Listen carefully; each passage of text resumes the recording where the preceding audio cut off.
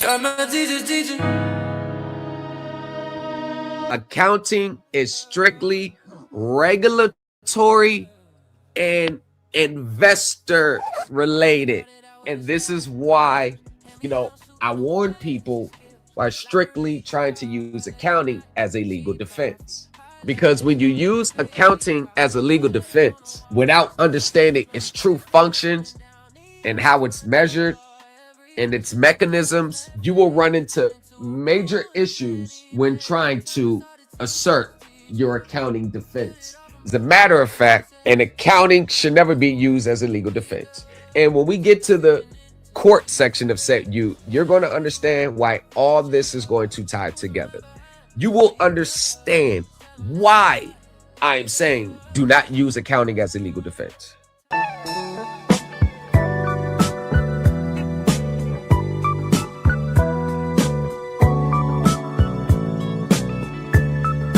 What's going on before we want to get to the debt? Have to understand how they see it, how they operate. Once we understand how they operate, you'll realize that in many cases, the debt that they're already trying to collect from you is a debt that they already. A lot of the balances, look at your contracts, they remain in balance. It's never what's actually booked. You ever looked on TILA, page 2 of your contract? You ever notice that the itemization, that number is always low, and then when you get to the finance charge, it's always a bigger number? Isn't the finance charge supposed to be disclosed? The items of the finance charge supposed to be disclosed on TILA? But it's on page 2 or whatever the page, your itemization. It's always some amounts paid to others on your behalf. It's always a low number. But then you look back at your finance charge, when you subtract that low number from the finance charge, you be like, well, where the rest of this money at? Break it off another hot explosive mix. They studying the source now. Supreme Elite. You're rocking with the best. Came and reading numbers. They were reading memes. We was reading fire. Planning out the dream. Turn every late fee in the case law heat. Judge bang gavel, he don't skip a beat. They like how you flip stress in the last rocking check. with the How you best. turn the loss in the last check. Gotcha, bitch. Thomas took notes, broke codes, then he proved it. Now the classroom global and the language fluid. Thomas is the blueprint. Write that in the sky, let the crew print. You're rocking with the DJ that keeps the hits coming. He designed the way we move our 2 cents. Whipping up, he got sauce in my hand. She rolling the dice, got luck in that van. Smoking that leaf, going global stand. On my wrist like a stage, they can't glance. You look like you wanna let go straight. I thought so, okay. I'm back in this symphony, stuck on a bend. What's up? We're about to take it back. Gotcha, bitch. You're rocking with the best.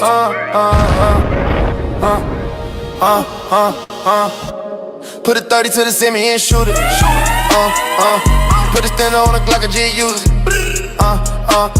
It's gonna be a headshot, we aim at your medulla. I got on my jewelry on, so I ain't tryna be a brawler. So we gon' shoot like a hooper. Hop in the car, put it in turbo mode. You're rocking with the DJ that keeps the hits coming. I might just kill the club. Hop in the car, put it in turbo mode. I might do 200, I might do the whole dash. I might just crush it with, when I have to pay for it. I might just kill the club. Put it in turbo mode, I might do 200, I might do the whole dash, I might just crash it with, might have to pay for it, I might just kill the club. Hop in the car, put it in turbo mode, I might do 200, I might do the whole dash, I might just crash it with, might have to pay for it, I might just kill the club. I'm on the stage, I'm lit, it's turned up. They see my ice, I'm lit, I do it all the time, all my life on the line. Shawty be acting real shy, she wanna show me, yeah, she wanna slide. Hop in the back of the ride, they look in my eyes, it's demon time. Like, do you wanna ride with me? Gotcha, bitch. Are you down to die for me? Are you down to die for me? Do you wanna ride with me? Shawty, you mine. You're rocking with the best. Gotcha, bitch. Come for a ride. Hop in the back of the ride. Hop in the girl, you dead. Girl, you thick. Hit you from the deep. She ain't got a man. Baby, you can leave. Damn. Baby, you can leave. Damn. Girl, you dead. Girl, you thick. Hit you from the deep. She ain't got a man. Baby, you can leave. Damn. Baby, you can leave. Damn. Girl, you dead. Girl, you thick.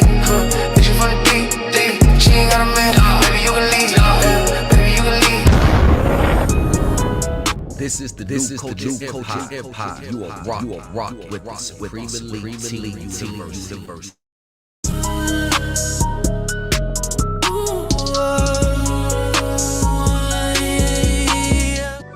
The attorney for credit acceptance with the case, the lawsuit, I called him up after we settled, just to let him know when I got the title, and I've been texting him because I'm trying to get him to be a part of the professional team. I actually have like real live professionals in these fields that got extensive years of professional that I'm in cahoots with. Mr. Gamble, how you doing, sir? Hey, nice talking to you. I just wanted to let you know personally, I appreciate your help. The matter of resolving this with credit acceptance. I did receive the title. Just want to give you a thank you, man. I appreciate your hard work, man. I'm glad we were able to work it out. Yes. And you were a big part of the process too. So. Yeah. I never heard of that.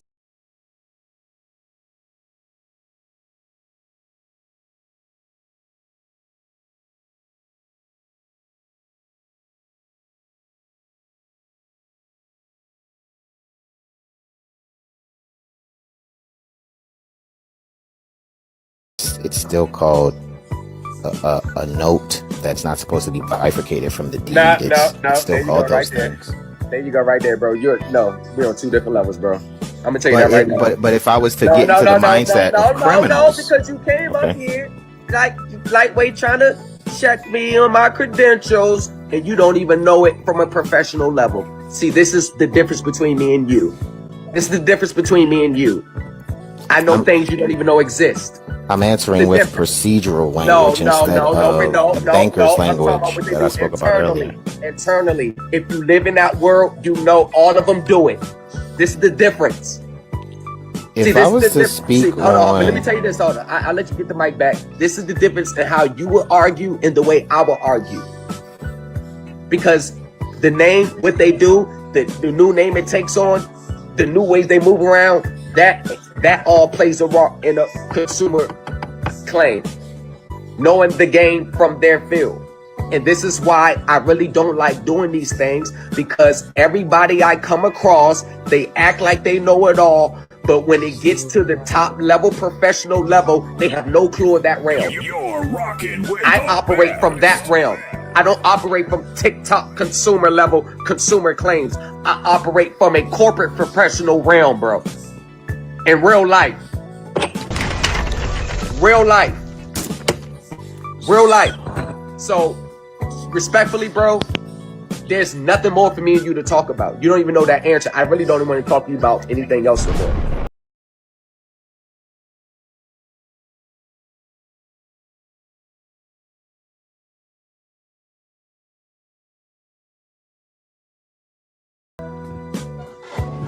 You don't come on my channel trying to G-check me and you don't know what I know. Don't try to G-check me. You're supposed to know the answer. According to your conversation with your friend, the attorney, what we go over in group is right in line with the legal standards and the professionalism on how it has to look and what you need to know when you attack these people. The words that he used was, "You're going about it standard operating procedures." You're rocking with the best. You're rocking with the best.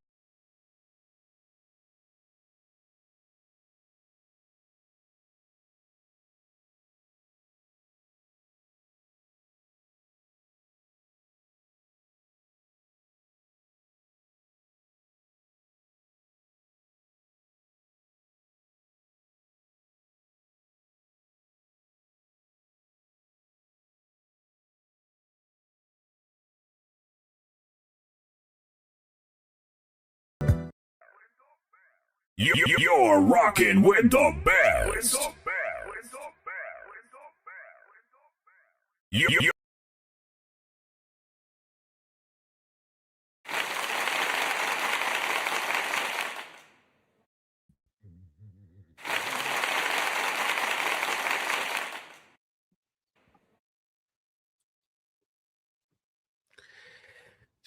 She'll be my salvation. When you feel lost, they scrapped all your docks, and you haven't got that estate. And they took your car, or they took your house. You always know we will save you. Because if you really understand, we're on a professional level. You're rocking with the best.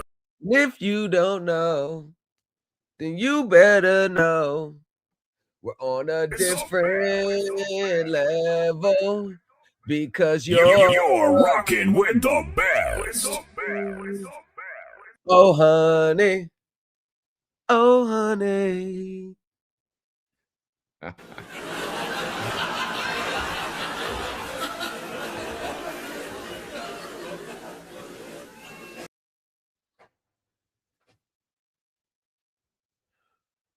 Back with another banger.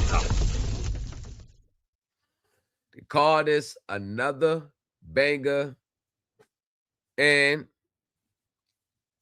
y'all, before I get started, please.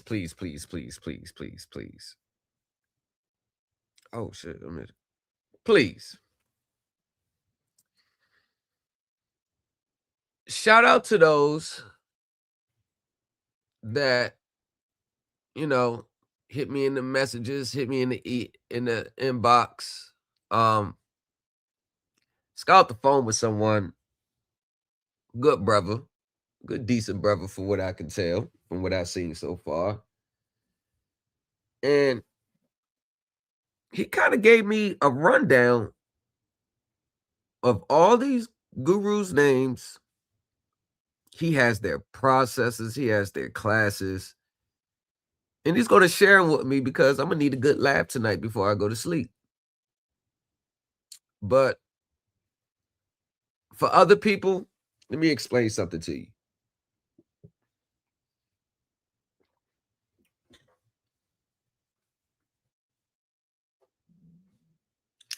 When you talk to me or text me, I want you to understand, I'm not looking at your situation the way you're looking at your situation. I'm not looking at your claims the way you're looking at your claims. I don't care if you say anything to the judge that had the judge like, I don't care. I don't care if you say, oh, they said this and they couldn't respond back. I don't care. I don't care. None of that matters to me. I'm not looking at it, well, they couldn't do this, they couldn't do this. And at the end of the day, if they are still filing or moving for summary judgment, I don't care what response you're looking at to tell you, to give you the inclination that you're on the right track or you got them. I don't care what verbal response you get, what in-court response you get. I'm looking at the situation from a legal standard. Listen, you are not going to win on a default. Courts settle cases on its merits. I don't care if they made an appearance 60 days late. The courts are going to let them enter and make an appearance as long as they can show good cause. And in a lot of cases, judges are going to set aside the judgment if it's made or let them enter the case. The same way, if you show good cause, the judge is going to set aside your default judgment and they're going to reopen the case. Trying to fight that battle, once again, that lets me know there's a problem here with a person's understanding of court. If you feel like the judge keeps giving them chances, once again, you don't understand court.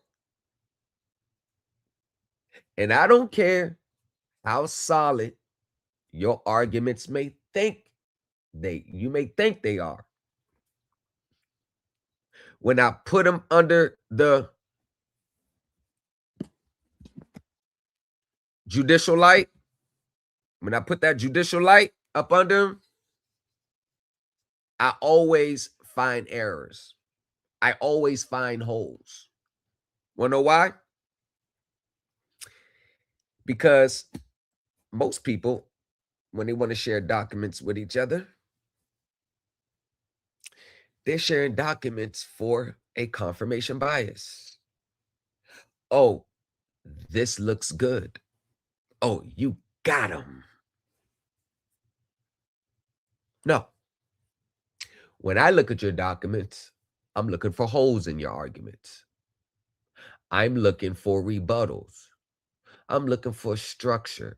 I'm looking for your foundation. I'm looking for what strategy are you using. I'm looking for everything the opposing attorney would look for when they're responding to your motions. Why would I be doing that? Because by me doing that, it's in your best interest. It serves you and me no good to be like, oh, you got him. Yeah. When I know, in fact, that you made a weak argument. And if you don't want my opinion, don't ask. Because I'm rarely ever going to tell you anything that you want to hear. I'm going to tell you everything that you need to hear. So,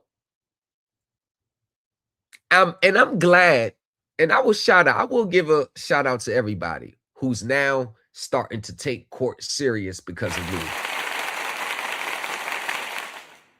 Shout out for the emails. Shout out for people just, hey, can you check this out? Cool. At least I'm getting the conversation started and people at least want to seek some form of a higher counsel before they just start filing these blind documents, which are 9 times out of 10 dead on arrival. See, with me, at least you're going to start thinking before you act. Or you're going to start thinking, because let's run down the checklist in the past week. Let's run down the checklist. From a legal standard, court, I've validated the wet ink signature. I've validated the vapor money theory. I've validated the show me the note. I validate citizens or pro se litigants citing Title 18 USC in their documents. I've invalidated the secret trust fund account. I've invalidated what? These technicality wins. When you're winning off a technicality on their own motion to withdraw the case without prejudice, meaning they could bring it back up. And people were on other apps calling that a win. I say, no, it's not a win. You don't win anything unless it's finally settled on the merits, whether you win at trial or you enter into a settlement as the plaintiff on your merits.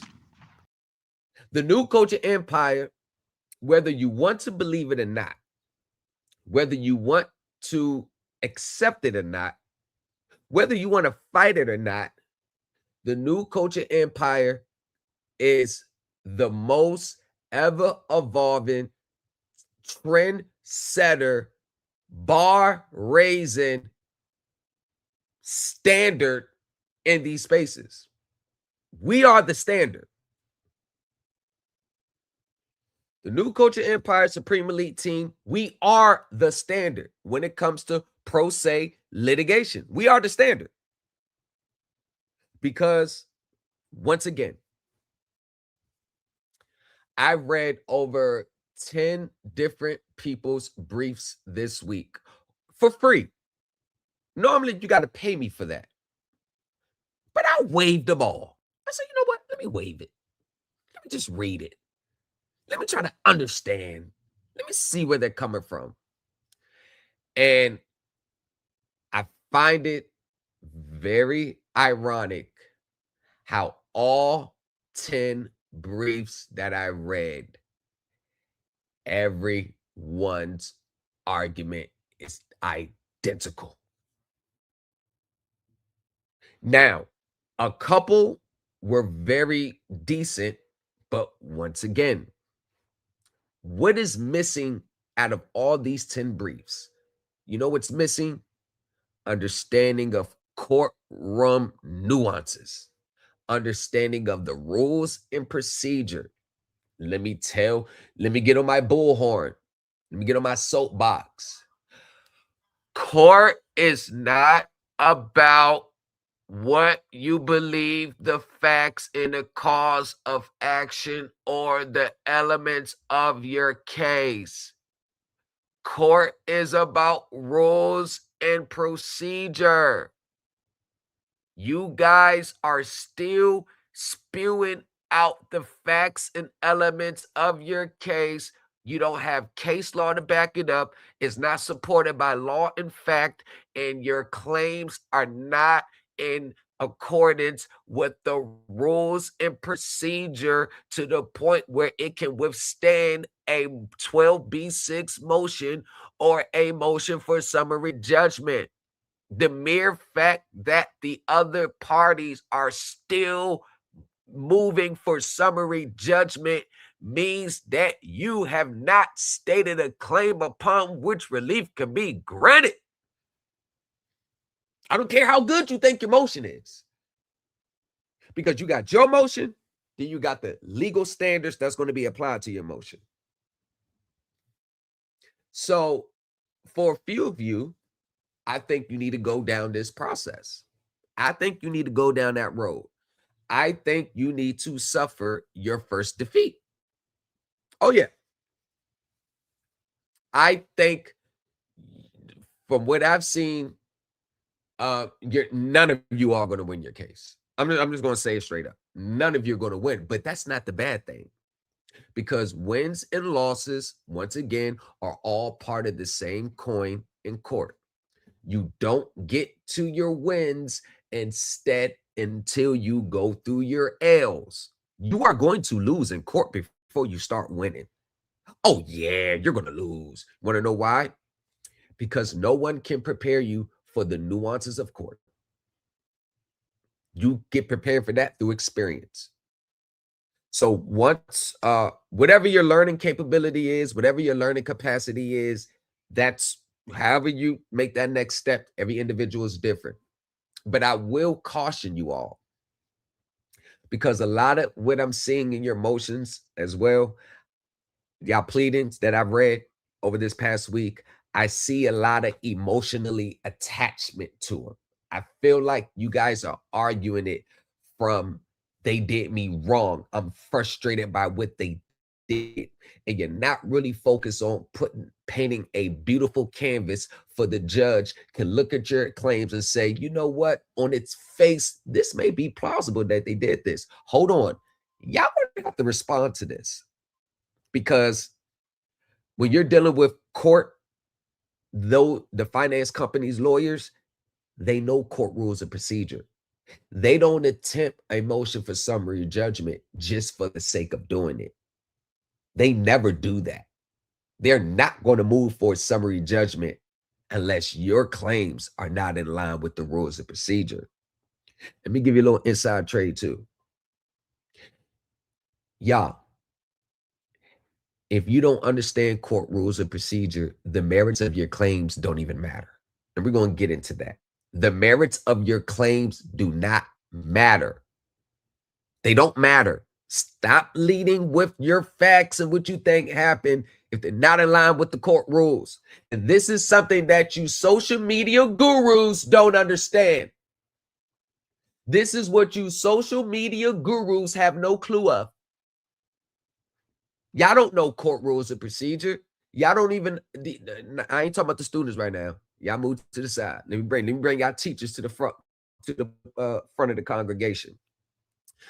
Okay, so gurus, why are y'all consistently telling people to raise accounting in court? Because that's what we're going to get into today. We're going to get into what we went over in class 3 of the Supreme Elite Team University, which shout out to the Columbia Business Law School and Mr. Steven and them, who sits on the board of directors of accounting at the Business Law School. Shout out for y'all amazing investigation and y'all amazing paper that served as the focal point of class 3.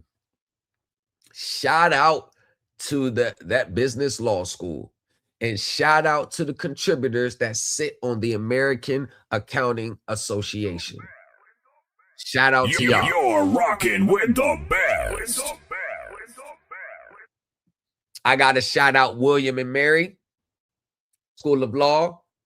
I got to shout out all the universities whose papers contributed. Shout out to the faculty. And shout out to the American Accounting Association and the board of directors. Shout out to the ISAB.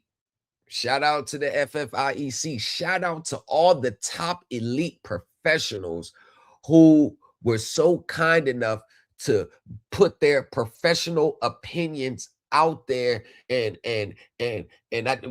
we just, the Supreme Elite Team, we just soaked it up. We were a sponge. Shout out to the SEC attorney. He's been very instrumental. Shout out to the homie T-Dot with the connections. Shout out to the Fannie Mae, Freddie Mac IT workers. Shout out to you. That was a beautiful phone call.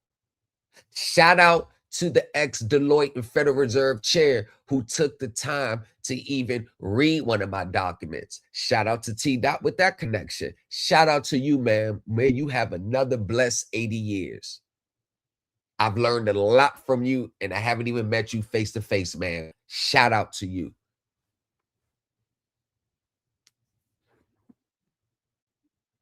Now,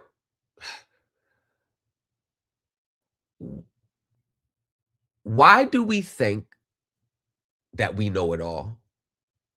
Now, let's explore that.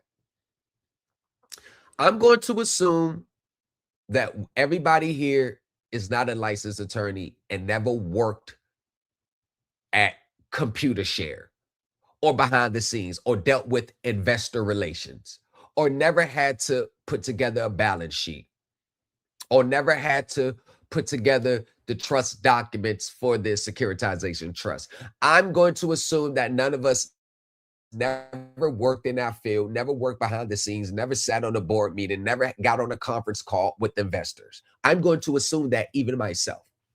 Okay. So without that experience, because that's actually one of the most important parts to understand in securitization, but whatever. How can a teacher say they know about securitization, but that element of the understanding that you need to have is 100% missing?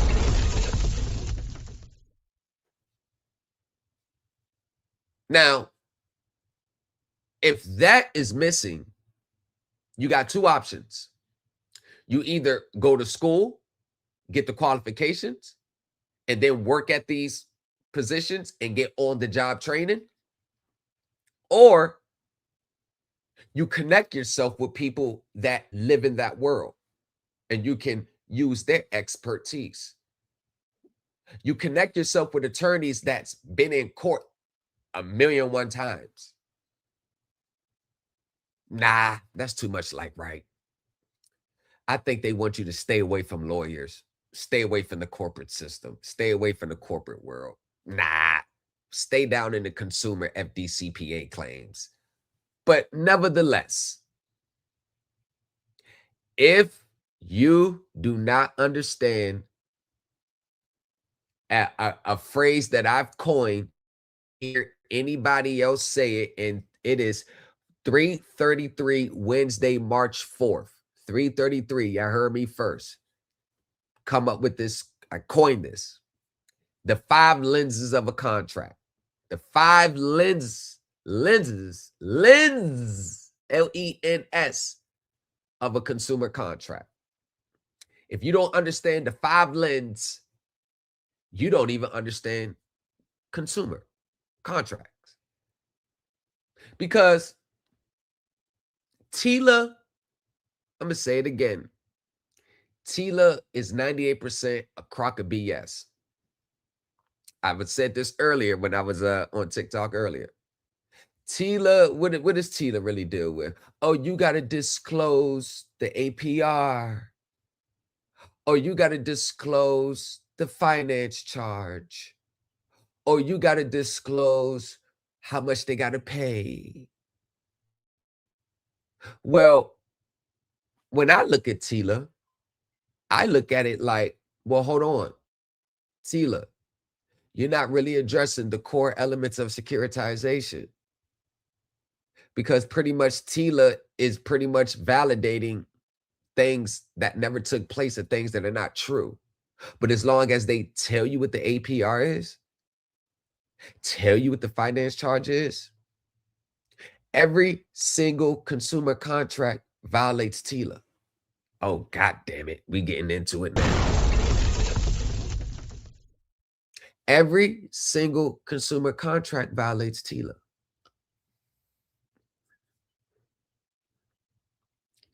How would I know that every single consumer contract violates TILA in some shape, form, or fashion? Where I tell you, I wouldn't know if I was looking at the contract through the lens of a consumer. When I look at the contract through the lens of corporate financing, I realize that the contract always says one thing, but what's going on is a totally different thing. The contract is always going to say, here's your gap protection, what business taxes, what else they got on there? Your service contract, what else they got on there? Your wax on, wax off fee, has your processing fee, has all these fees, finance charge. But the actual finance charge is never listed on TILA. But they got TILA for you. Your actual finance charge is never even listed on TILA. And this what brings us to accounting. Many people actually think that these finance companies are following the accounting guidelines. And since they can look up at ASC, they think that they know how accounting goes.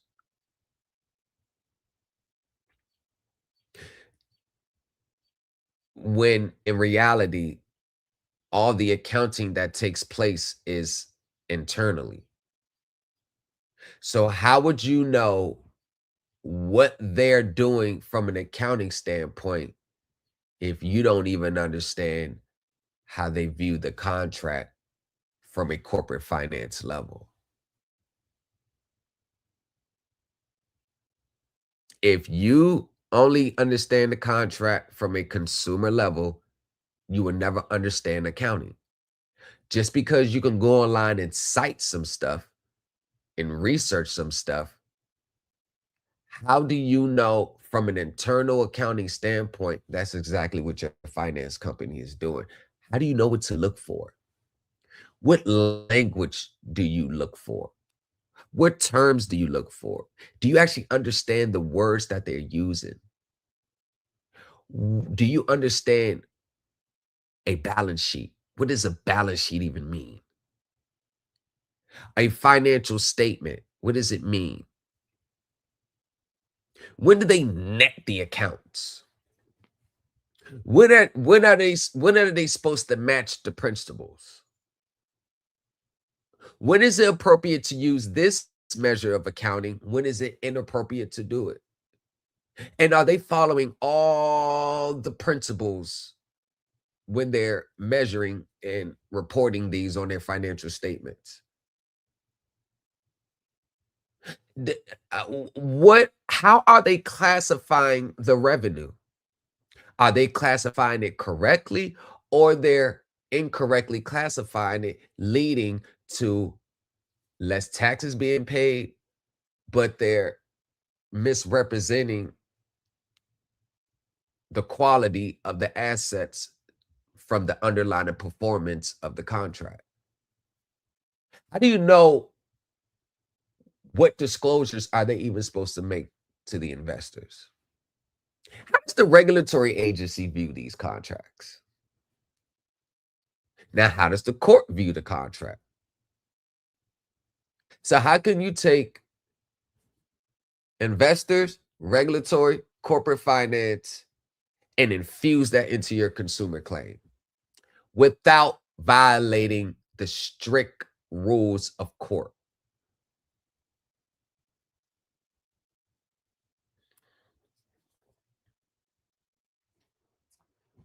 Accounting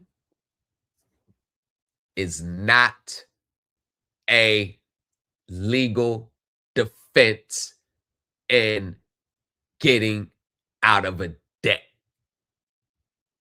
You cannot say, oh, they did this on the accounting, so I don't owe anymore. So let's just strip that away. Let's strip accounting as a legal defense and let's move it right on out the way. What else are you bringing up accounting for? What else are you bringing accounting up for if you cannot use it as a legal defense? If you can't use it as a legal defense, why are you bringing up accounting? Because the courts have consistently said inaccuracies with the accounting or violation of the accountings is for the regulatory agencies to get on them about. That's the Federal Reserve. That's the SEC. So let's move that out the way. Oh, securitization. That's another one. You're not a party to the agreement. You're not a party to the trust documents. You're not an investor. You didn't put up the money for your own loan. You went to them to get the money. The investors put the money down. No. Your signature did not create the credit again. We ain't gonna go down this road again. Don't start that. Don't start it. You did it. Because if you knew if your signature created the credit, you wouldn't need the finance company anywhere. You'll just go crediting yourself all over the world. So securitization, you're not a party to.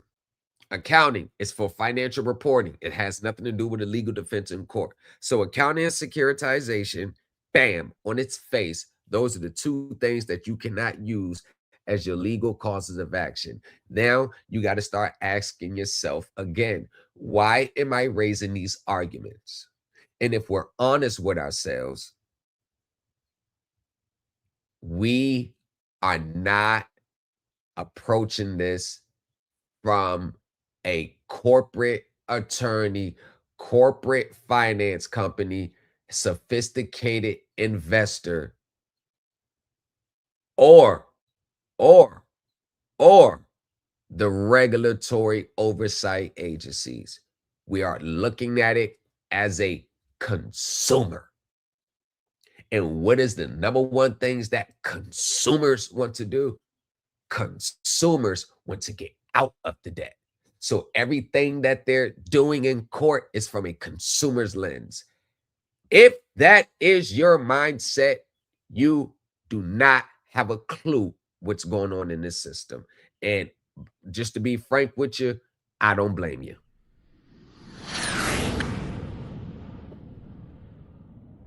I mean, you can only do what you know. If you didn't understand that the 5 lenses of a contract actually exist, that the contract is looked at in 5 different multiple ways, then if you did not know that, and I'm not saying, oh, I know it, I'm talking about through your actions. If you did not know that, then this is more the reason. Don't miss out on this opportunity to litigate like a seasoned professional. Join the Supreme Elite Team University.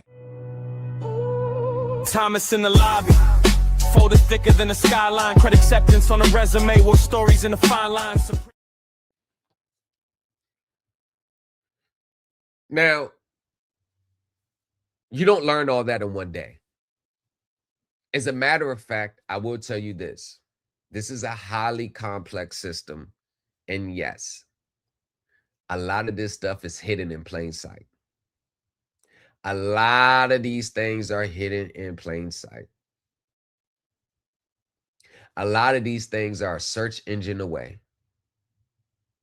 But if you don't understand to know what to put, like this is what I mean. And this is what the set you brings. Class 3 was a masterpiece. Class 3 was a masterpiece. After this, Class 3 of Set U University will be dropping in the group. It will be dropping. It was a masterpiece. It was a brilliant dictation and breakdown of it. From 5 different levels, no, 4 out of the 5 different levels. Because how do we infuse all this in court? That's going to be the last leg, and that's going to be totally dedicated to court. Because once again, when you're bringing these claims, you're raising the standards and the requirements that has to be met. And since you're raising them as a consumer, there is a specific strategy that you have to use to even open the door for you to bring these claims. Notice all these claims, securitization, accounting, from the investor, right? Trust me, I've been there, done that. And the judge did not dismiss it. But I see a lot of people trying to do that out there today, and the judge is dismissing it. Because I don't think like a consumer. I don't. We all may be one, but I don't think like a consumer. I think like them. Now, before we was given the term consumer, we were considered consumers of corporate debt. And then we were consumers of debt. And we're now just consumers. The sole function of a consumer in this world is to take on their debt at a high enough interest where they can repay back their obligations and make a profit. So can we stop conspiracy theories like they just picked your name out of a hat? Now they're trying to harass you. They don't give 2 good goddams about you or me. It is totally business to them. It's 100% business.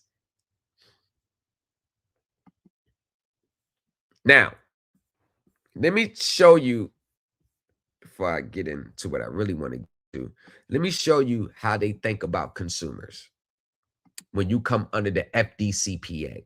This is what they think about you. FDCPA, like, and here's another thing. Here's another thing. Here's another thing that I want y'all to understand. Only consumers pursue consumer claims. Only consumers pursue 100% consumer claims. Let that sink in. Now, this was a case from, I'll get the name in a second. Standard of Review, FDCPA Journaling. Y'all, for my FDCPA claims people, you about to see how they really think about you. And when I read this, when I first read it, I said, I will never give them the satisfaction of putting me in this box. I mean, about it. Investors and corporations, they settle for millions. They settle with the SEC for millions. They settle with the CFPB for millions. What did they settle with consumers for? What's the statute? What, $1,000 per crime? What you get, like $1,000, $1,500, what, $2,500 at best? And the same violations, they'll settle with millions for their investors, but they'll settle with you for $1,000, and everybody jumps on that money statute. Well, I can get money out of it. You get $1,000 out of it and get your $1,200 debt wiped away. Congratulations, you have cracked the code. Congratulations. Whoop-de-doo. Now, let's get into this in real time. And I hope, and we are over here at the New Culture Empire, Daniel Haney versus Portfolio Recovery Associates. Y'all know one thing about me, I always like to lead with this. If you don't like the way I'm saying it, then I will let the judge tell you. Because all I'm doing is bringing to the average everyday person the other sides of the coins. Y'all have been stuck in one side of the coin for so long that I'm going to bring y'all sides of the coins. Sides of the coins that whoever your teachers were or whatever's floating around online, they don't even know exists. So, TikTok, if you can you come over to the New Culture Empire?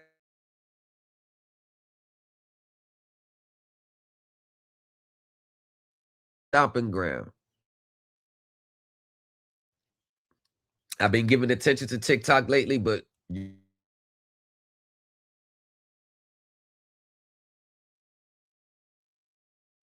y'all seconds to share this live, and I will give TikTok 30 seconds to come over here at the New Culture Empire. Let's parlay over here in 1 second.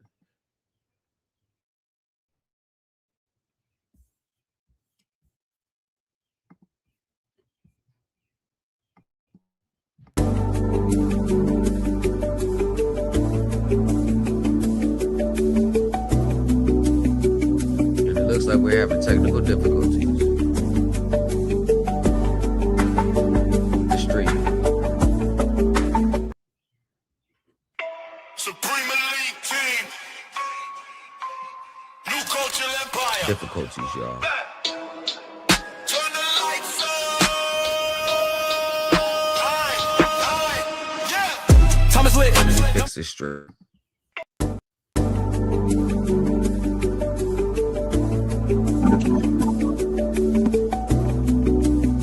All right, there we go.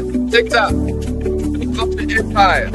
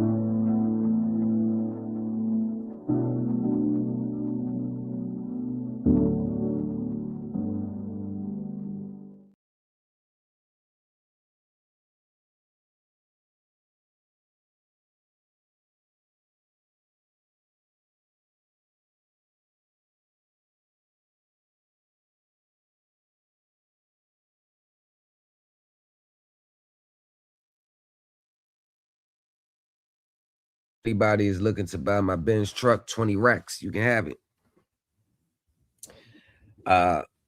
No liens, you'll be the owner of it. No liens. I have title. I can sign it over to you. You might have to pay the transfer fee, or I'll cover that. You're looking to buy it, as long as the money's all good, you have it. I'll go through my lawyer, make a deposit, and you either come up here and get it directly from me. I'll have the title, and you can have it.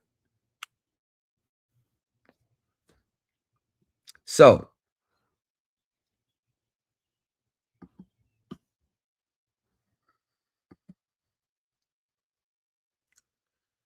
says they tell people to bring up the counter, but don't know the details to it, and then say, well, let them figure, audit the accounting. It's their job. Oh my gosh, I know they're not saying that. I know they are not saying that. Do not tell me they're telling, okay, so you bring up the accounting, and then just because you don't know what you're really doing, you want the other side to figure it out for them because it's their job. So audit the account and give me what I don't really know what I should be looking for. Like, give me what I don't give me. Like, I don't know. I just know it's accounting. And I've seen people cite this stuff. So can you give me what I'm really looking for, even though I don't know how to communicate it from a professional level to really understand? Hold on. If I understand, then why am I asking you to give it to me? I should already know what's going on. So shouldn't it read more like, this is what it is? This, and I'll be able to prove this by preponderance of evidence in court, or produce the accounting. Oh my God.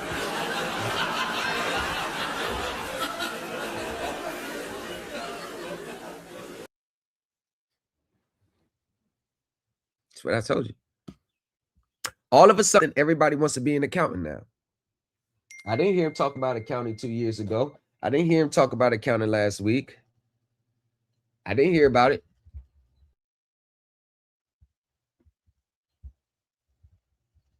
I've been very consistent on the accounting for a minute. Everybody else is on negotiable instruments and filing fraudulent returns and stuff. I told you, I am the trendsetter. Whatever I do, people follow.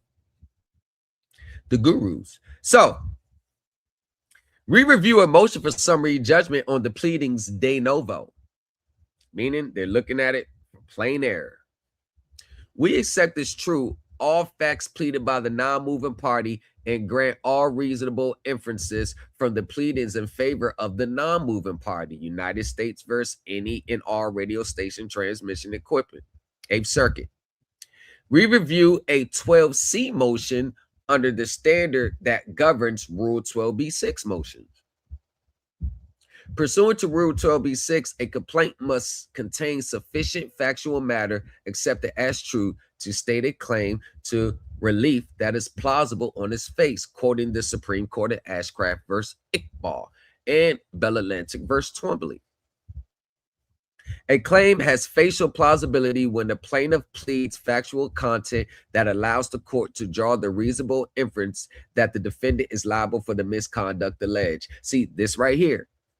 This is what the court is doing. The court is applying the legal standards to the claims. Most people think the court sees their claims from the lens of the person who made the claim, not knowing you raise your claim. Now the judge is going to look at your claim like this to check for sufficiency. That he's passing all the court rules of procedure. And that's the disconnect. People put so much into, oh, this will happen, versus, okay, how do I communicate this in a motion where it's passing the court sufficiency test? See, many people will always disregard things that they don't understand. They will always try to take shortcuts on things they don't understand, because most people are in so much of a bind, they really know that it's going to be hard for them to really figure it out in the time that they really need to figure it out. So what do? Instead of just whatever doing what they got to do, they will try to get around it. But you're not going to get around the court rules and the court procedures because they govern the courts. They govern everything that happens in court. But no, continue to not read them or only want to read them right when you're about to start putting your complaints together. Yeah, you'll memorize it all in a week. Of course you will.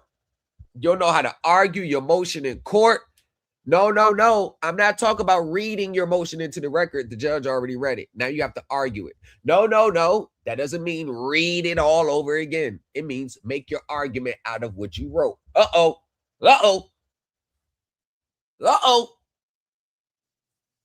Hey, what Steve Urkel used to say,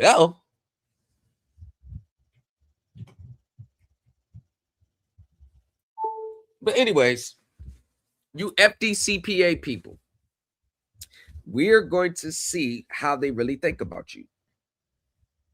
Of course, they think highly of you.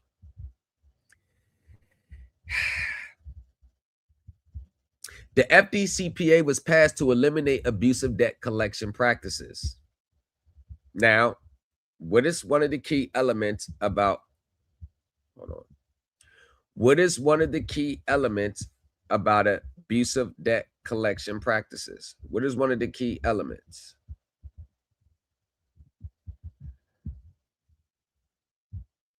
Oh, I'm sorry, y'all. It's right here. What is one of the key elements of abusive debt collection practices? What is a word that sticks out to you? Yes. All right, here you go. Yes. What's one of the elements? Yes, they're collecting the debt. That means they're collecting the debt. That means you are the defendant. That means you're not the plaintiff. That means you're not assertive. That means you waited for them to pull the strings. Now, in this case, this guy filed the lawsuit in the course of the other party collecting the debt. Haney then filed the current complaint alleging FDCPA violations in 4 counts. I told you, the Supreme League Team University, we don't even worry about those. Count 1 alleged PRA violated 15 USC 1692E in several respects by misrepresenting the character or the amount of the debt being sought. First, count 1 alleged PRA suit on the Walmart account misrepresented as principal a sum that also included interest.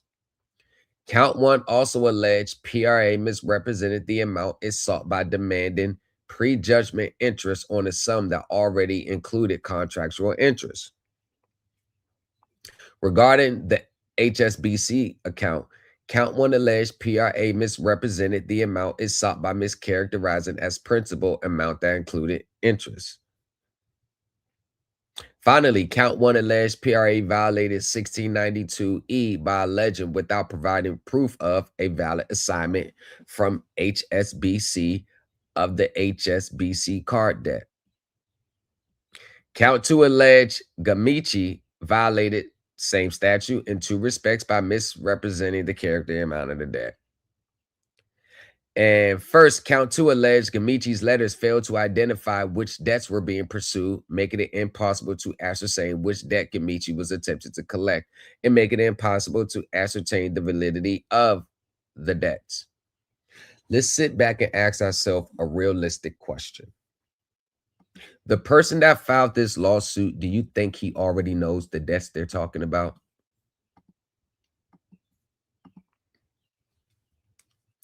The person that's filing this lawsuit, do you think he already knows the debts that they're talking about? Like, do you think that they just sent him a debt collection letter out the blue and he has no clue about this debt? Do you think he has no clues? Like, somebody opened the account in his name, he has no idea? Of course not. They all know what's going on. Count 3 alleged PRA violated 15 USC 1692 F1 in 2 respects by using unfair or unconscionable means to attempt to collect the HSBC debt. Supreme Elite Team University, what do we teach in the Supreme Elite Team group? Do we teach to be passive, submissive debtors and just file a FDCPA suit as the defendant when they're trying to collect, or we get assertive and we get aggressive? Now, respect to this person because he did file the suit. He was the plaintiff. Respect. But I want to start seeing people be the plaintiffs outside of an FDCPA claim. Like, it's like that's the only time they're comfortable being a plaintiff, FDCPA. How about, never mind.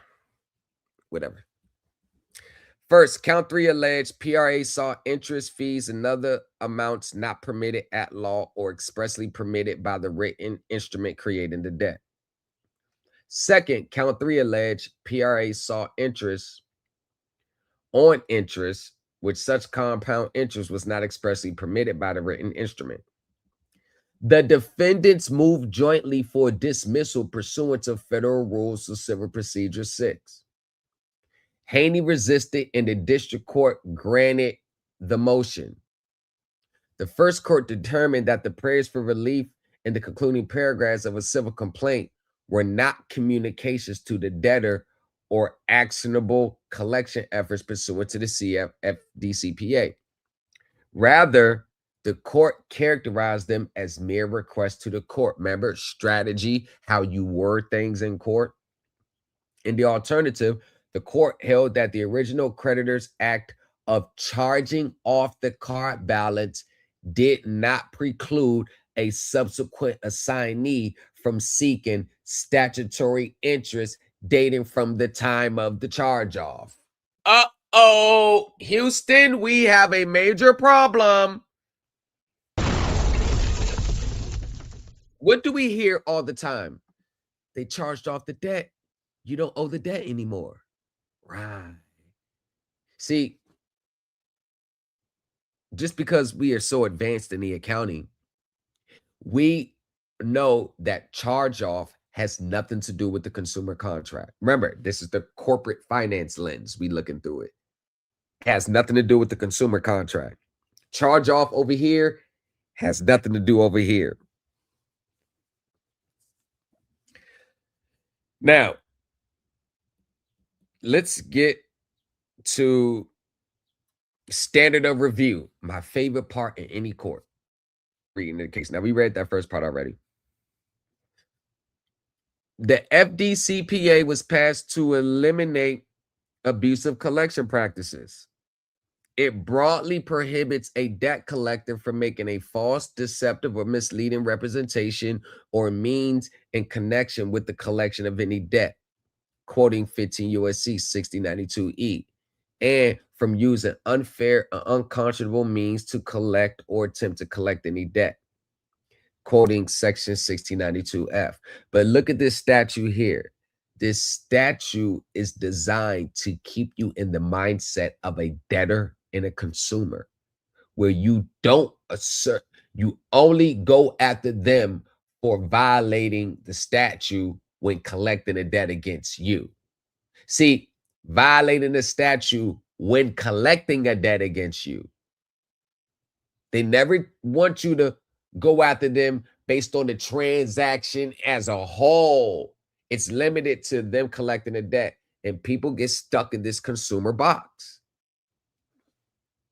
When evaluating whether a communication is false, deceptive, or misleading, we consider the perspective of an unsophisticated consumer. Hold on. When evaluating whether a communication is false, deceptive, or misleading, we consider the perspective of an unsophisticated consumer. This is what they think about you. This is what you're reaffirming in your Fair Debt Collection Act claims. Look at it. This is what you're reaffirming when you bring these claims. Look at it. Look at it. Just look. Poppy. It's my dog, y'all. Poppy Blanco TV. What's going on? Poppy. Y'all follow Poppy Blanco TV. Y'all go over there and follow him. Poppy. Hey, Poppy, we got to do a joint show too, man. I got something for you. We got to do a joint live. Now, look at this. I don't care about what this statute says, what it protects. I am not a consumer. Well, take that away. I don't think like a consumer. I am not unsophisticated. I'm very you ain't gonna pull that wool over my eyes. This standard is designed to protect consumers of below average sophistication or intelligence without having the standard tied to the very last rung of the sophisticated ladder. Look, it's designed to protect consumers of below average sophistication or intelligence. What is it saying? When they see an FDCPA claim, they automatically think you are unsophisticated and unintelligent. You are unsophisticated consumer. Is that how you see yourself? Is that how you see yourself? Do you see yourself as unsophisticated and unintelligent? Is that how you see yourself? That's what you are? You're unsophisticated and you're unintelligent? Wow. So what do you think? Oh my gosh, it gets even more. The standard protects the uninformed or naive consumer. What? So you mean to tell me if I bring an FDCPA claim, that's you see the box that you got to jump into? Yet also contains an objective element of reasonableness to protect debt collectors from liability for peculiar interpretations of collection letters. See, this is the other side of the FDCPA claim. Basically, what it's saying is many people who bring these claims have misinterpretations of the statute. That's what, and I see these teachers online posting a debt collection letter that clearly says what it says, but they tell their audience that it means something else. What is up with these deep esoteric interpretations of the normal, simple, everyday meanings of this stuff in life? What's up with this deep esoteric, like third eye, the eye, the pyramid type interpretation? Like, come on, man. Come on. Noting that the unsophisticated consumer test prevents liability for bizarre or idiosyncratic interpretations of collection notice. That is what I mean. The deep esoteric meanings, meaning it clearly says what it says, but they'll tell their audience, oh no, this is what it means. It literally says what it says, but they're saying, no, it means this. This is what they mean. We do not apply the unsophisticated consumer standard to communications sent to a consumer's attorney. You see what level that you really have to operate from for them to respect you when they see a FDCPA claim, unsophisticated, unintelligent. In addition to these general prohibitions, the FDCPA sets forth several specific examples of it prohibited actions. For example, 1692E prohibits any false representation of the character, amount, or legal status of any debt. Section 1692E5 prohibits threats to take any actions that cannot legally be taken or that is not intended to be taken. Basically, trying to scare you in the pan. 1692F prohibits the collection of any amount, including interest, fees, charged, or expense incidental to the principal obligation, unless such amount is expressly authorized by the agreement creating the debt or permitted by law. And 6092G8 imposes on debt collector a duty to include certain content in initial communication with the debtor or in a follow-up writing within 5 days. These general requirements in mind, we turn to the parties' arguments.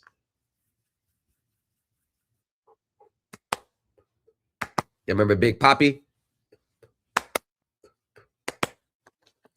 The parties agreed that when the original creditor charges off a debt, the additional contractual interest no longer accrues. That's a fact. Haney asserts a theory of implicit waiver to argue that the original creditor's choice to charge off a debt and cease collections of contractual interest also serves as a binding waiver of any future ability to collect statutory interest.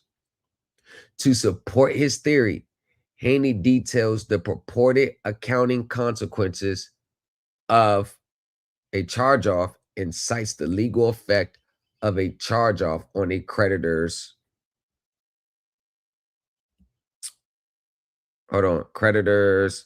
ongoing obligation to provide periodic statements. All right, let's go back here. The specific content includes the amount of the debt, the name of the creditor to whom the debt is owed, a statement that unless a consumer within that's it. Yeah, we all know that. Y'all read the FDCPA, 1692 GA. Y'all already know what it is. Haney appears to argue that because the act of charging off a debt is not merely a unilateral act, but an act that alters the parties' relationship and requires the original creditor to make representations to taxing authorities. They always tell you, for some reason, they always want to throw a totally separate branch of the government into their consumer obligations. Remit, mortgage, oh, it's a tax issue. Auto, oh, it's a tax issue. It's a tax. If y'all stop listening, listen. Who spearheaded that argument? That was one of them Gene Keaton type motherfuckers.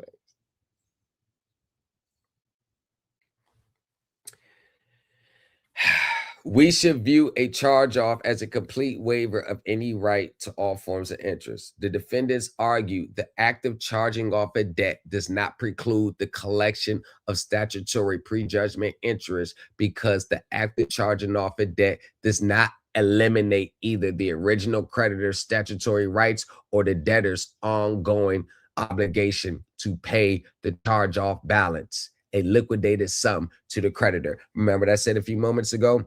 Consumers look at the charge off this, the corporations look at the charge off like this. The corporations don't view the charge off the way the consumer views the charge off. And this is why when you only see things from a consumer standpoint, you can't interpret it from a corporate standpoint. So you got to take your consumer understanding and try to interpret what the corporate standard is from a consumer mindset. It never works that way. And many people online state that just they say this, that if they charge it off, you don't owe anymore. Or they think that getting a 1099-C means your process worked. A 1099-C means that they attempted to collect the debt, the collect is non-collectible, and they've given up the fact that they're not going to get payment from you. So they will send you a 1099-C. That's pretty much stating that we've forgiven this from remain in debt for you. We're not going to collect it. You're not going to pay. The IRS treats that as income to you. Now you must take that 1099-C and file it on your tax returns as other income. You have to put that on Schedule 1 now. And depending on if you were insolvent or not at the time of the charge off or at the time you received the 1099-C determines whether you'll have to pay taxes on that amount. What explanation did I just give that would give anyone any hint that their process worked? What explanation did I give that will give anyone any inkling that their process worked? It didn't. So everybody that's running around with a 1099-C, posting it on their social media page like they did their big one, actually just means you ain't pay your bill. And none of your processes worked that you were sending to them, and they got tired of responding to you. So they just sent you a 1099-C. That's what it means. But you'll have these young, still wet behind the ear teachers posting their 1099-C like the discharge process worked, like you could get some money back out of it.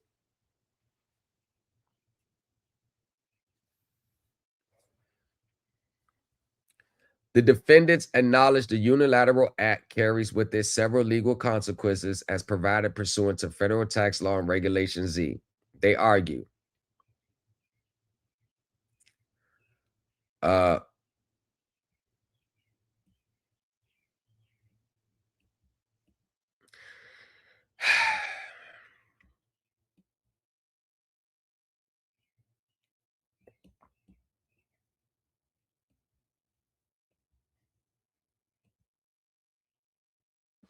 C. McDonald versus Asset Acceptance LLC.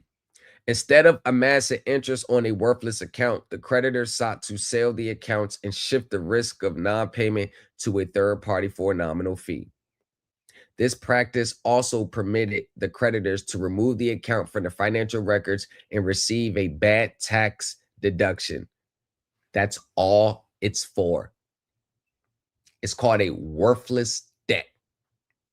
And yes, you can get a tax write-off when someone owes your business and it didn't pay and you charge it off. It's a tax. It's pretty much a tax. It's a tax deduction.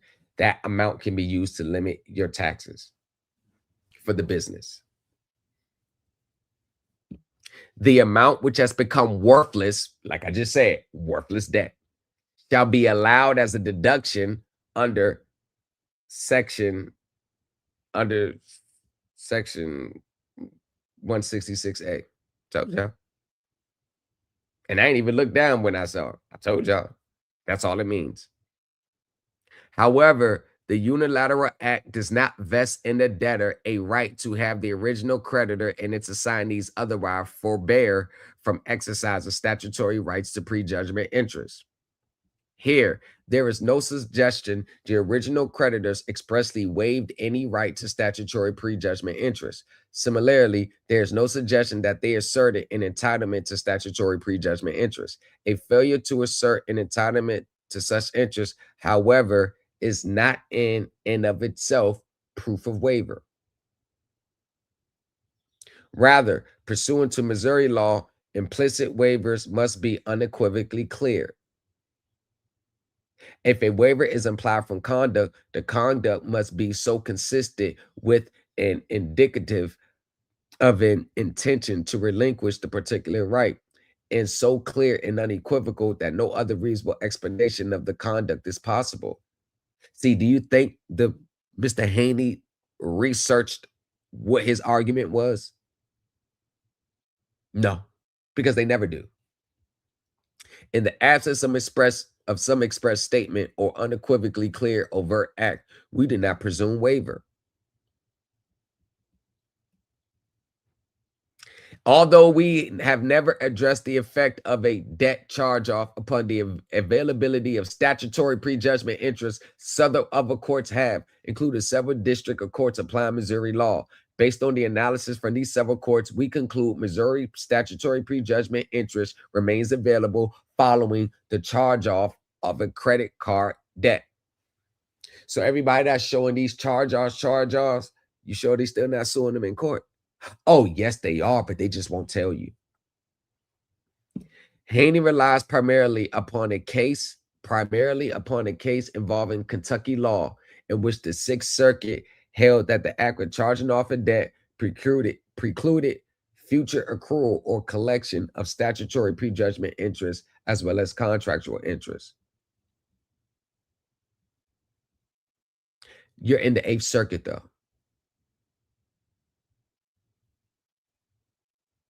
In reaching this decision, the Sixth Circuit examined Kentucky's usury statute, which allows a default of rate of interest of 8%, but permits party to contract for a different rate. The court, deciding an issue of first impression under Kentucky law, concluded that the statutory rate of interest falls away entirely at the time the parties contract for a different rate. As such, if one of the contracting parties later waives its right to contractual interest, there exists a void of authority to support an award of prejudgment interest rather than a default statutory rate. A party's right to collect statutory interest is extinguished, superseded by her right to collect an interest rate she has specified by contract. Yeah, I mean, that's normal. In the present case, the district court relied upon the lower court ruling from the Eastern District of Kentucky that the Sixth Circuit reversed in Stratton. Haney notes this fact to argue that the Sixth Circuit opinion in Stratton undercuts the lower court ruling in the present case and requires that we reverse. Bro. So you trying to say the higher court disagreed with the lower court. You agree with the lower court, so the higher court is wrong.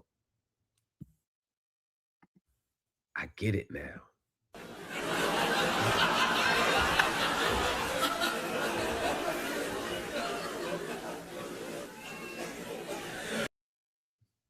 I get it. First, the relevant Missouri statute at issue in the present case is materially distinguishable from the Kentucky statute at issue in Stratton. The Missouri statute merely states that the statutory rate of 9% is available when no other rate is agreed upon. It does not state that the 9% rate otherwise become unavailable if a party contracts for a higher rate, but subsequently waives that higher rate. Although it may be reasonable to conclude that such interest falls away and becomes unavailable if parties contract for a higher rate, such a reading is by no means compelled.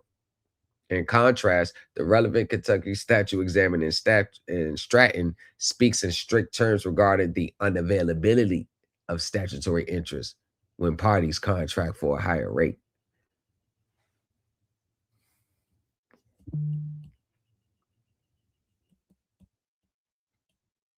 Second, we examined the federal statutory rights and privileges gained or lost due to charging off a debt. We find nothing inconsistent with the creditor or its assignee seeking statutory prejudgment interest after the amount owed is reduced to a liquidation sum through charge off. See, this right here, liquidated sum. And you're going to understand what that means from an internal standpoint. The tax benefit of a debt charge off, current realization of expense deduction or capital loss is a matter of concern between the creditor and the relevant taxing authority. Remember, they always want to bring another branch of the government into their consumer. They always want to bring some executive branch into the judicial branch. They want to bring the legislative branch into the judicial branch. They always want to, separation of powers don't exist to them. Haney appears to assert that any attempt to collect statutory interest is inconsistent with the accounting treatment of the debt at charge off. Even if Haney is correct that seeking statutory interest will be contrary to prior tax treatment, the consequences of such an act are a matter of concern between the creditor and the taxing authority, rather between the creditor and the debtor. You notice how these debtors always want to play the IRS when it's beneficial to them. They always want to play Congress. They always want to play the president. They always want to play a regulatory agency. Don't they know? They always want to play some form of a regulatory agency. A creditor's potential liability for penalties or additional taxes does nothing to change the liquidated sum the debtor owes the creditor at the time of charge-off, and it's highly unlikely a debtor would know of any communications between a creditor and the taxing authority or any ongoing changes or adjustments to a creditor's treatment of a reported item. Remember, when I said in the mortgage, In order for you to really have a void assignment argument, you would have to know that the investors voided the assignment, but the lenders still chose to foreclose. How would you have that information? They don't even disclose who the investors are. And you're not a party to the agreement. So what investor do you know that would give you that information? So that means your REMIC late assignment, voided judgments, voided assignment into the trust fund to help you get out of a mortgage is null and void because it has nothing to do with you and your debt. They can assign it to Mary Poppins. Has nothing to do with you. I know we want to think that it does because when we're in these vulnerable situations, we're grasping at straws. I understand. I get it. Holding taxpayer was allowed to retroactively increase a claim bad debt deduction in amount necessary to account for a charge-off. As such, it is difficult to appreciate how arguable inconsistency between collection efforts and tax treatment might aid Haney's waiver argument. But here's the thing. This is when they mean unsophisticated and unintelligent consumers, because they know professionals would have never made that argument. They probably would have got sanctioned. See, consumers, they'll entertain this crap because they have to. But real lawyers, they would never entertain this. And this is what I mean. Consumers who think like consumers make some of the most ideologic arguments ever known on the face of earth. I look at myself as a professional in court. I would never raise such claims.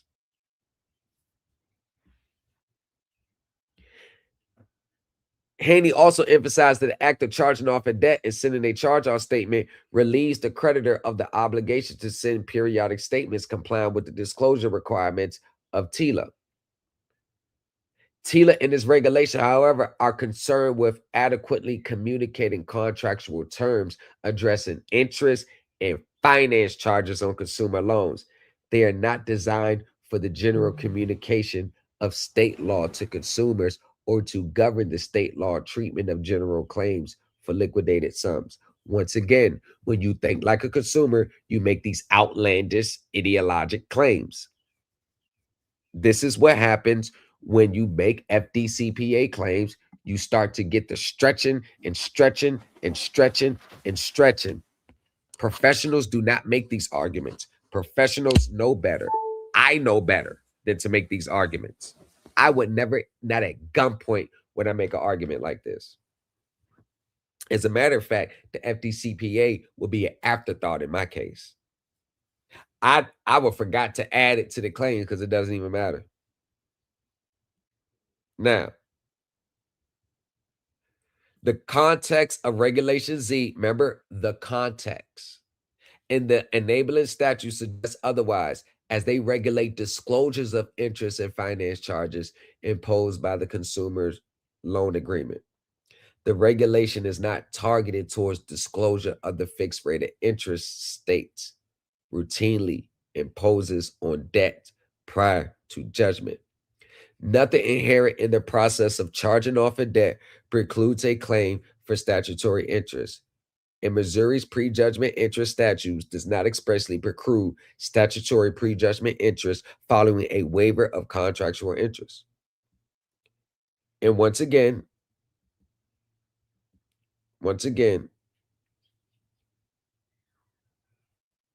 let's get down to the nitty gritty. I mean, he tried. He tried. And this is Haney versus recovery portfolio assets. So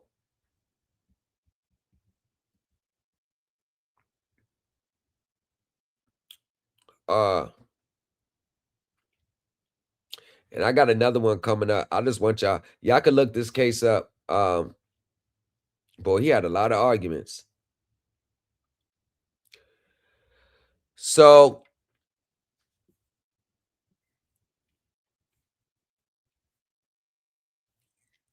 We reverse the judgment of the district court dismissing Haney's claims against Gamici in count 2 and 4 based on the attempted collection of statutory prejudgment interest on accrued contractual interest. We affirm the judgment of the district court on all other respects. So pretty much from Gamici, they allowed them to go back and redo it, but all the other claims, he's stuck in the water. He's stuck in the water with those. But let me show you. I got one more to bring you up. You ever heard of the term "show me the note"? You ever heard that term? Show me the note. Show me the note. You ever heard that?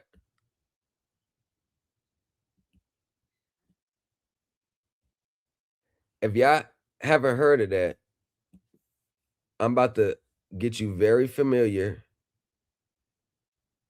I'm about to get you very familiar with those cases. The show me the note. All right. So let me pull it up.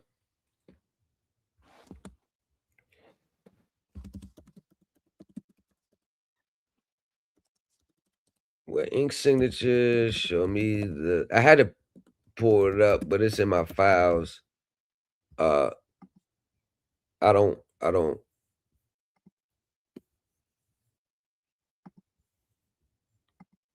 It's not the one. Yeah, just park right there till I get the case pulled up.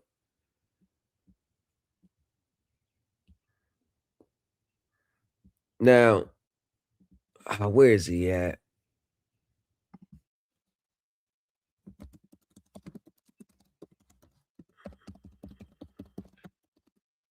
Now, before we get to this, I want y'all to see. Before we get to this, it's in my phone. I'll pull it up from my phone. Because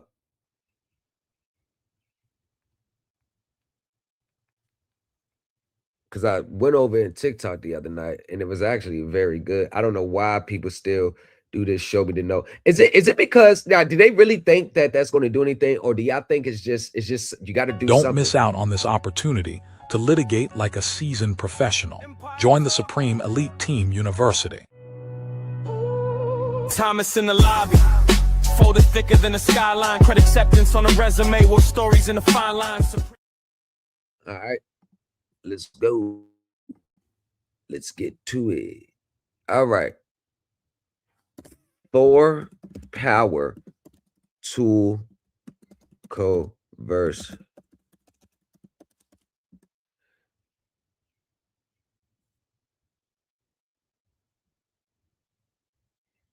There we go.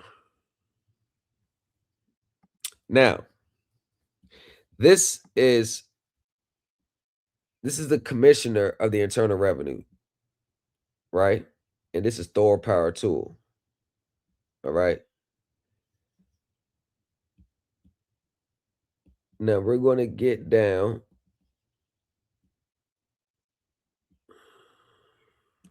That can't, it's too short of a read. That's too short of a read. See if we have it right here.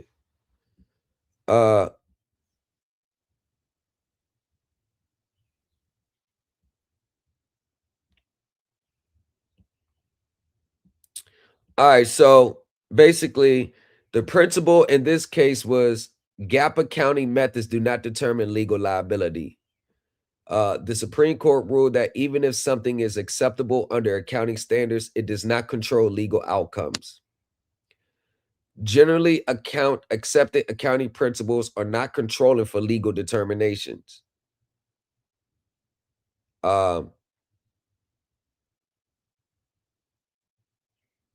Now, this other one, in this other case,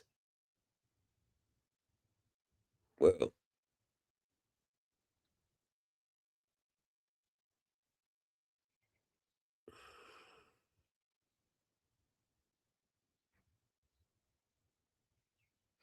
Bro, actually, I wasn't going to show this case, but I'll show it for what the hell.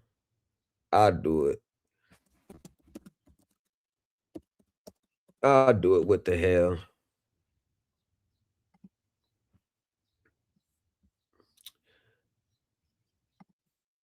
I'll do it. What the hell? All right. In this case,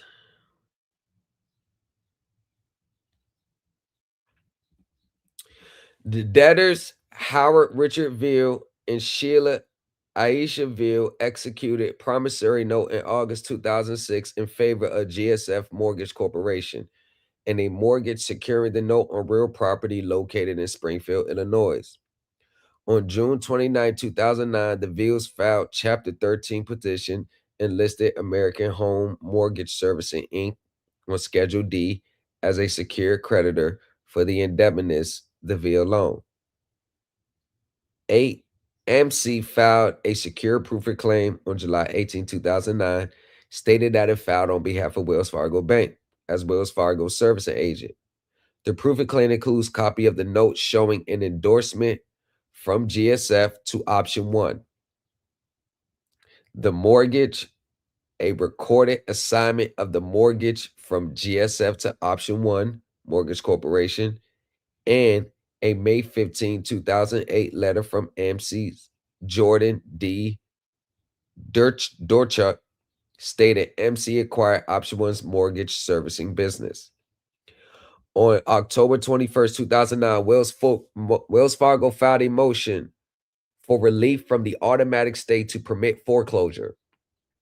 The motion included 3 exhibits: the mortgage and itemization of post-petition amounts due and copies of the Veal schedules, but did not include authenticated evidence showing possession of the note or a transfer of the note to Wells Fargo. On October 5th, 2009, the Veals objected to MC's proof of claim and responded to Wells Fargo's stay motion, arguing lack of standing that MC's Wells Fargo were not persons entitled to enforce the note under the UCC. At the preliminary hearings and 2 notice of supplemental exhibits filed by Wells Fargo's copy of the note and assignments, none authenticated.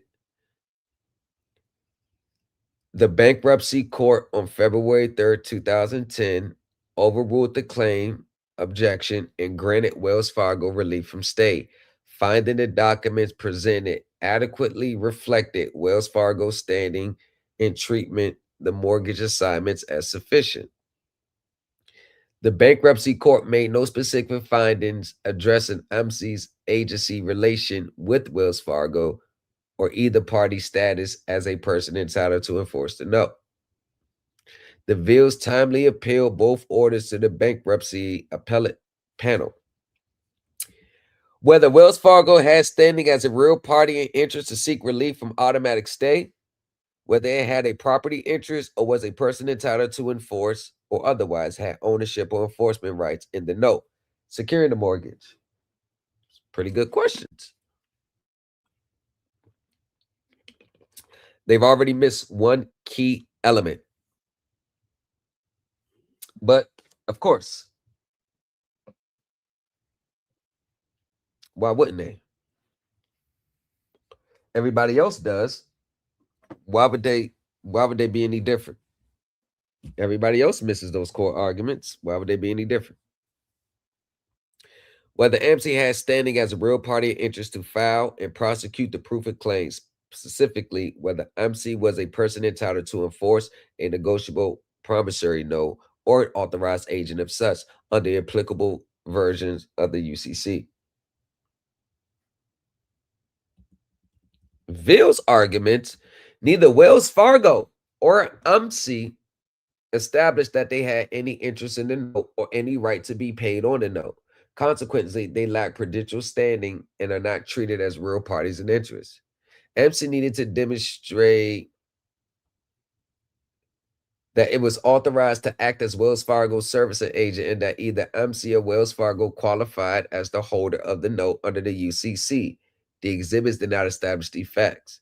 The Dirkchuk letter attached to the proof of claim was inadmissible hearsay and was never authenticated or offered under penalty of perjury.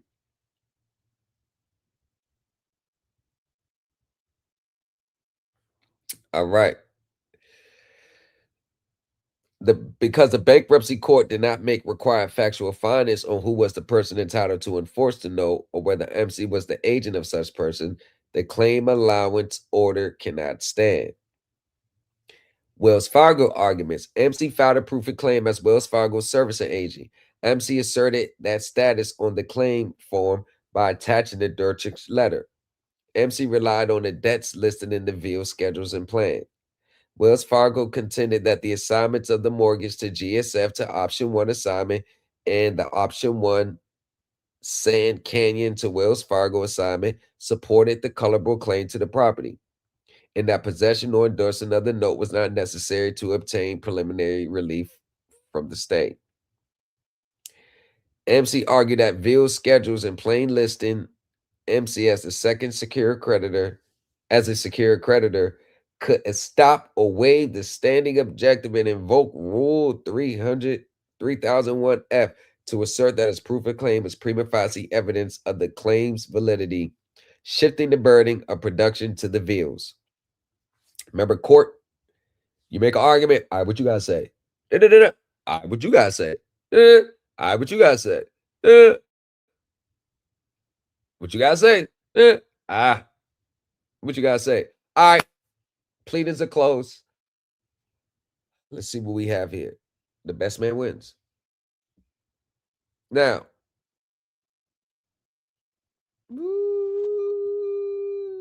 they cited a lot.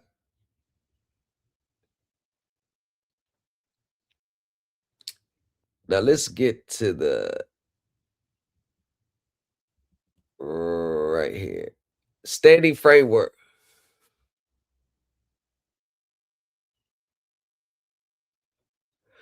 The court reaffirmed that both Constitution and producer standards must be met. Constitutionally, both Wells Fargo and MC met the requirements, injury in fact, causation, redressability, insofar as the automatic stay and claim allowance procedures affected their asserted rights. Prudential standing, however, requires a party to assert its own legal rights. Real party interest doctrine. The court emphasized that the real party interest analysis in the operative formulation of the prudential standing inquiry for these matters, a litigant must demonstrate that it holds the right to seek, enforce, or qualifies under recognized exceptions. An agent, an assignee for collection, or other recognized status that permits suit in one's own name. Now, here's the thing. What a lot of people don't understand is a lot of these agreements are not public. So you run the risk. Of making those arguments. You're going to run the risk of you may run into a brick wall.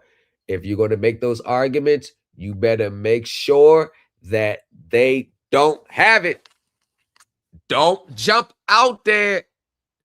Do not jump out there and you don't know if they got agency to recover on their behalf. Don't jump out there.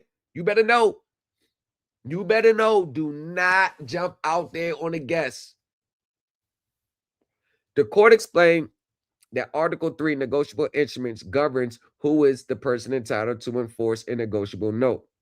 The party to whom the maker must pay to discharge obligations. Article 3 recognized several ways to be person entitled to enforce: holder, possession plus payee endorsement or bearer status, non-holder in possession who has rights of a holder, e.g., when delivery, transfers, enforcement rights through formal negotiation did not occur, or by showing, in rare circumstances, inability to obtain possession, lost, stolen. And it's called a lost note affidavit. And for some reasons, I agree with everybody. Those lost note affidavits be a little shaggy now. The lost note affidavits, hold on now. The court stressed that ownership of the note and the identity of the person entitled to enforce it are distinct concepts. Both inform the real party and interest inquiry. Because relief from stay is a summary proceeding of limited effect, The BAP explained its prior articulation that a movement seeking stay relief need only show a colorable claim to enforce a right against a state's property.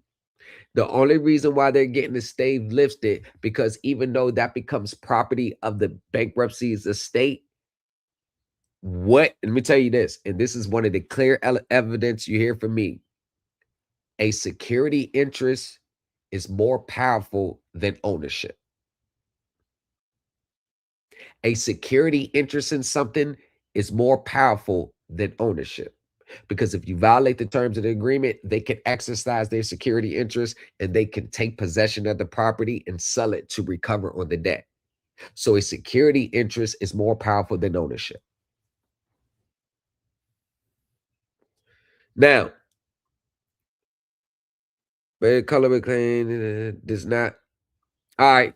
But the panel clarified that this colorable claim standard does not relieve a movement of its prudential standing burden.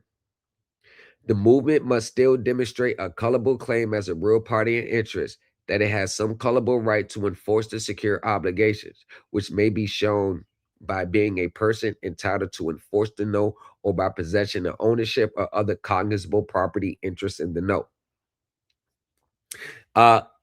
Ladies and gentlemen, we're going to get into that bifurcation too. That bifurcation. You can't split it up. Yes, you can. Yes, they can. Today they can.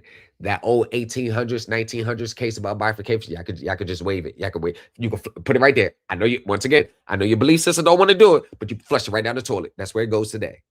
All right. We're going to get to that next. Just flush it down, take it out your mind and flush it down the toilet. Because that bifurcation argument, that's exactly where it belongs today. It belongs in the toilet. Because the mortgage follows the note.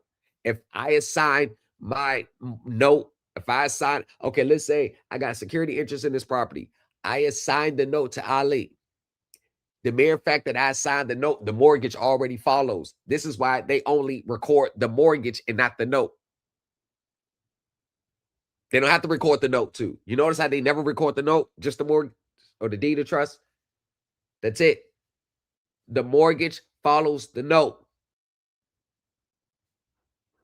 If anybody is a bifurcation, they can't split it. They're in the ancient Stone Age time with these arguments. I'm talking about how courts work today. Now, the panel examined Wells Fargo submissions and found that they did not establish that Wells Fargo was a holder, a person entitled to enforce or otherwise had an ownership interest in the note. The exhibits Wells Fargo relied upon: mortgage, post-petition arrears statements, assignment of the mortgage, and copies of the note and assignment filed later as supplemental exhibits, did not prove Wells Fargo's statutory status under Article 3 or 9.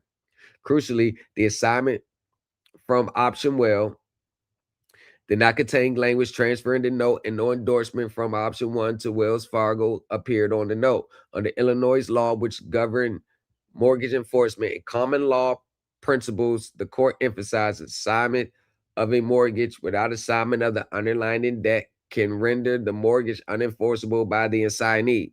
Because Wells Fargo failed to show any evidentiary connection to the note sufficient to demonstrate that it was a person entitled to enforce or had an ownership interest, the panel concluded that, boy, these people be calling me. I get calls from people all day. The panel concluded the bankruptcy court applied an incorrect legal principle by treating the mortgage assignment alone as dispositive and concluding Wells Fargo had standing. The panel therefore reversed the relief stay order. Now, we getting somewhere? Remember, y'all, this is 2006. They don't make these mistakes today. No, they don't make these mistakes today. The panel explained that a proof of claim that will be finally adjudicated in a bankruptcy claim allowance process requires a showing that the claimant is the creditor or the creditor's authorized agent, a person entitled to enforce the note or the agent of such person. Because claim allowance has preclusive and final effect, AMC asserted it filed on behalf of Wells Fargo as the servicer, which they're all going to make those type of claims as a servicer. You better not come in. You better not step in the ring with me talking about you the servicer. You're going to get scalped on that alone. Because MC asserted it filed on behalf of Wells Fargo as servicer, but presented no admissible evidence, no authenticated dirt chuck declaration or other proof demonstrated MC's authorization by Wells Fargo or that either entity qualified as a person to enforce under Arizona's adoption of the UCC. Y'all remember when I posted on TikTok saying the UCC is state law?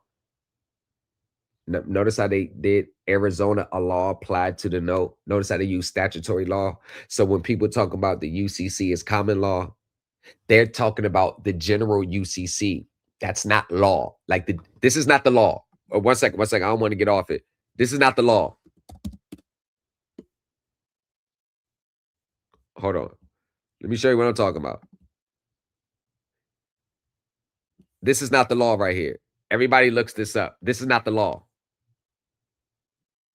This is not the law. I know everybody goes here. This is not the law. So, look, you got negotiable instruments. This is not the law. Let me give you an example of the law. Let me give you an example of the law. Let me give you an example. Let me give you an example. Let me give you an example. Let me give you an example. Now, we just dealing with negotiable instruments, right? We just saw negotiable instruments. That's not the law. That's not the law. They go, this is the law. This is the law. This is the law.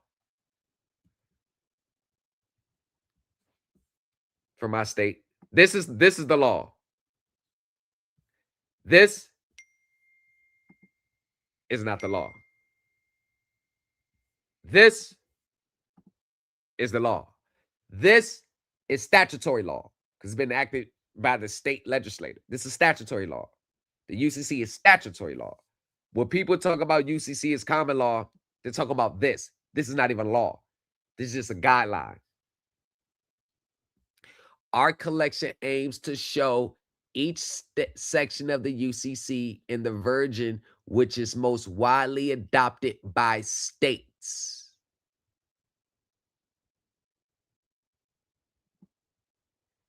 That means we will not always display the most current revision if that revision has not achieved widespread adoption among American legislators, meaning the Uniform Commercial Code is statutory law, not common law.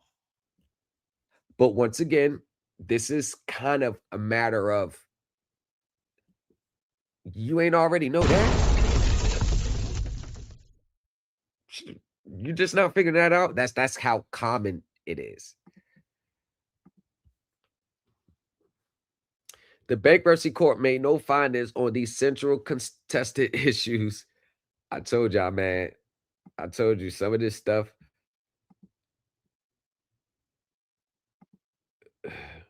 What's up, boy? What's up, Dan? Yes, that's always a good thing. At least pay all your bills until you're in a position to legally justify why you're not paying. Now, that's what I did. I paid my car. I paid it. I gave him what, $692 a month. I just gave it to him. Until I said, you know what? You ain't getting another goddamn dime. You want the rest of your money? You're gonna meet me in the middle of the ring in federal court. And at that, y'all know the rest is history after that. The bankruptcy court made no findings on these central contested issues. Given the lack of findings and the paucity of admissionable evidence, the BAP concluded that the record did not support the bankruptcy court overruling Ville's claimed objections. And the court must vacate and remand for further proceedings, including potential evidentiary hearing, so the bankruptcy court can determine the factual predicates necessary to resolve standing in real party and interest status. Now, the court stressed the bankruptcies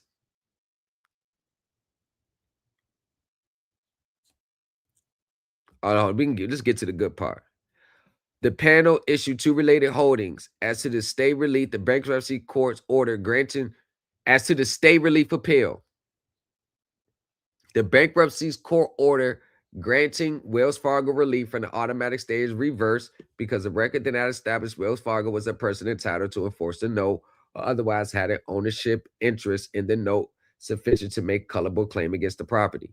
As a proof of claim appeal, the bankruptcy court order overruling Ville's objection to AMC's proof of claim is vacated and the matter is remanded for further proceedings because the bankruptcy court made no findings and the record does not establish AMC's standing.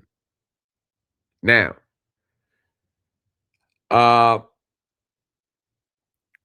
after this case, right? Now here you go right here. Here's the case. Facts. The Villes did not dispute that in August 2006, Shelley Ville executed promissory note in favor of GSF Mortgage. To secure her payment obligation of the note, Ms. Ville also executed a mortgage in favor of GSF covering certain real property located in Springfield, Illinois. So you already know that we went over the proof of claims. I know how that went. All right. We already know that Wells Fargo, that was reverse, right? Now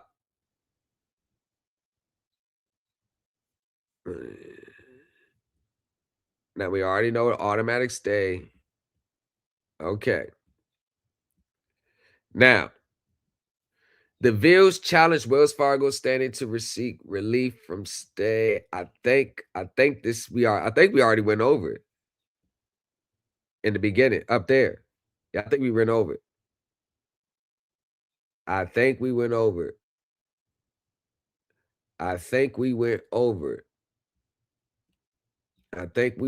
it. If there's anything that y'all want to go over in this, but I think we went over it.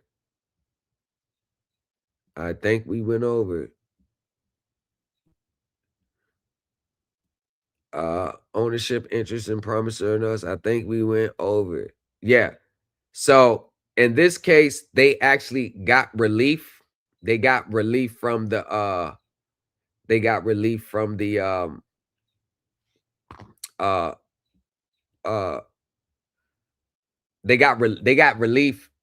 when they went back to court at the end, y'all know how it is. They actually did end up losing down the long run because I got the case after this, so they end up losing in the long run because if they were current, or I mean they're in bankruptcy, so it's kind of hard to be current, but they end up losing in the long run to Wells Fargo. But it was a good one. They end up losing though. They end up losing that in that bankruptcy, so they end up taking the house. Yeah, they end up losing. So it is what it is. But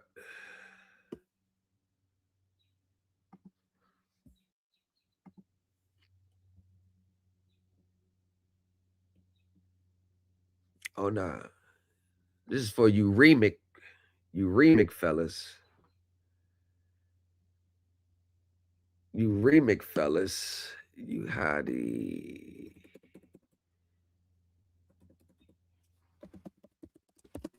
This is for you remix. The note is a void assignment. The note is a void assignment.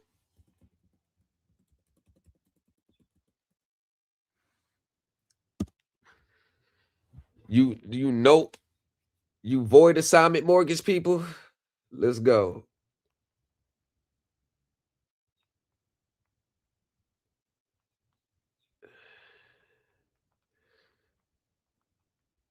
You mortgage people out of what is it? The mortgage is late. The mortgage, hold on, what they say? They violated the remix terms in the accounting terms, so the mortgage is the mortgage is void. Remember that? Remember that? Well, bring y'all, tag everybody that you know, share this with everybody that you know online right now that's making that argument. Let's bring them all to the congregation. Come on, y'all. Let's go get them. Go get them right quick.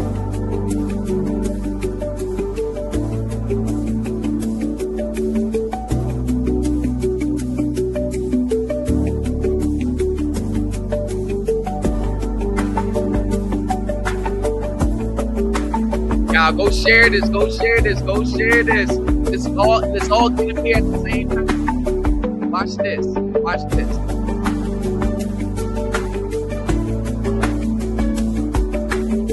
Another firm has started their investigation. Get him in here. Get him in here. Where they at? Where these gurus at? Ali, go get them. I want these mortgage gurus to get up in here right now. I want these mortgage gurus, please. Please.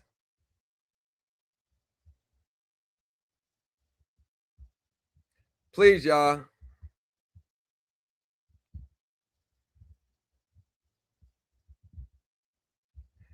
All right.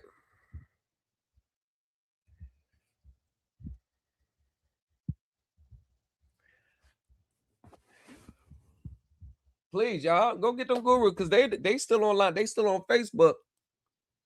We know they not going we know that they not going to show up.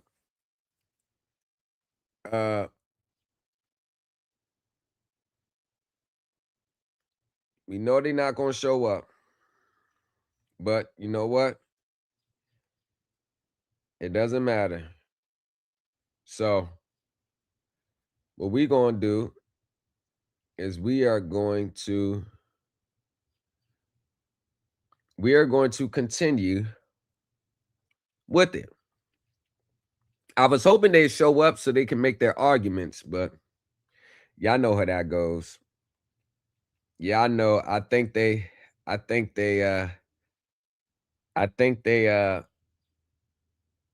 yeah. Okay. YHUDAI.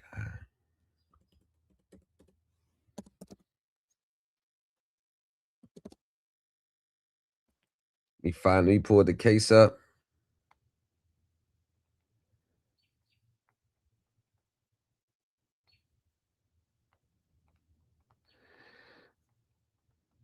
Let's pull it up.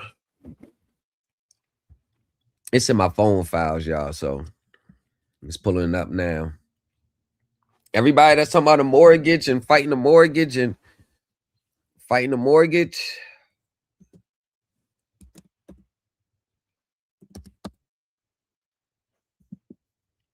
I'm just trying to see where they was.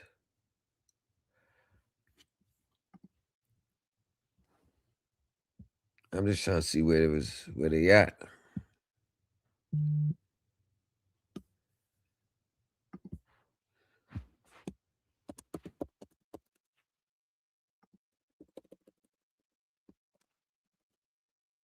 Got a weird name. No, it's not Hyundai, you doofies. God damn, Goof Troop.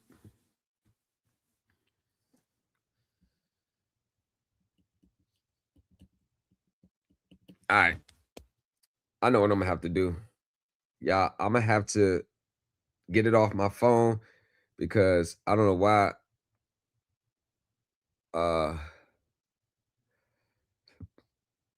Yep, I'm gonna have to do it like this. I'm gonna have to do it like this. So I'm going to airdrop this to my phone. 1 second. Boop. There we go. And then I'm going to open on Google Chrome. And that's all it takes. So, mortgage people, where the mortgage people at?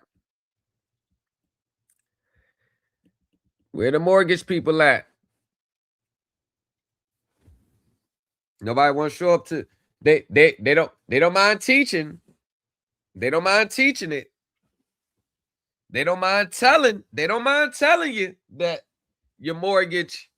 They don't mind telling you that your mortgage is the remake transfer, the assignment is late assignment, it's over with. They don't mind telling you that, but they damn sure have a problem defending it. All right, there we go.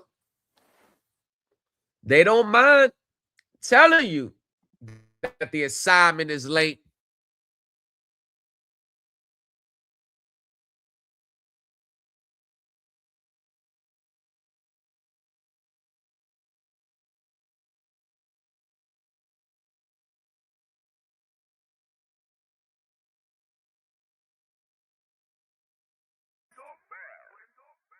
You're rocking with the best. You're rocking with the best.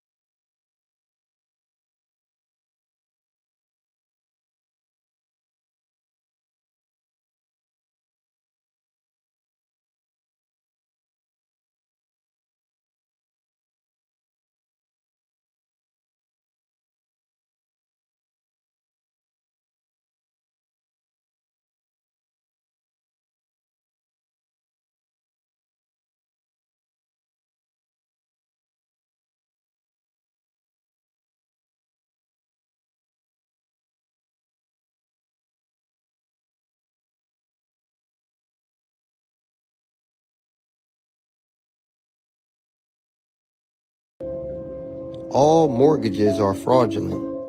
Former owners will have recourse to sue for fraudulent foreclosures. Spread this far and wide. The whole industry could completely collapse. Due to the recent ruling by the Supreme Court, MERS is not the title holder.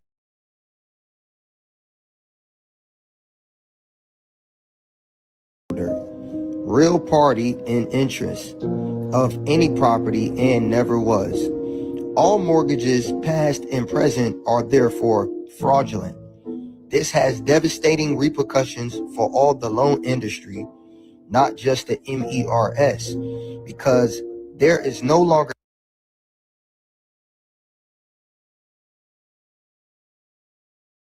a chain of title. People who have or people had mortgages, right, or are being foreclosed on or have been foreclosed on have an out, right? These people are now able to win in court and are having their mortgages settled and are keeping their homes, for the banks fear losing far more in class action suits. Now California is getting in on the action and suing MERS for filing false recordings with the county records, right?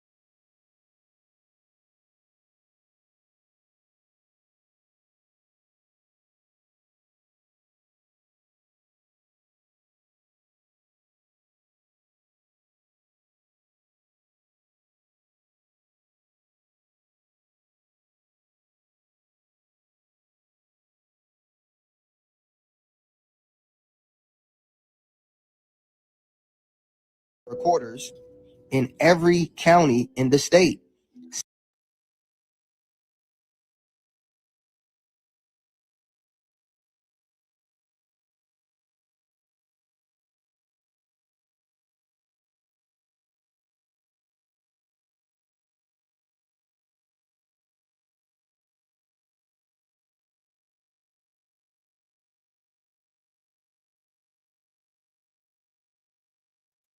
So, do you know you have 3 days to cancel that mortgage and they have to return their. So, I'm going to go over 15 USC 1635, where it's. So, do you know you have 3 days to cancel that mortgage and they have to return everything?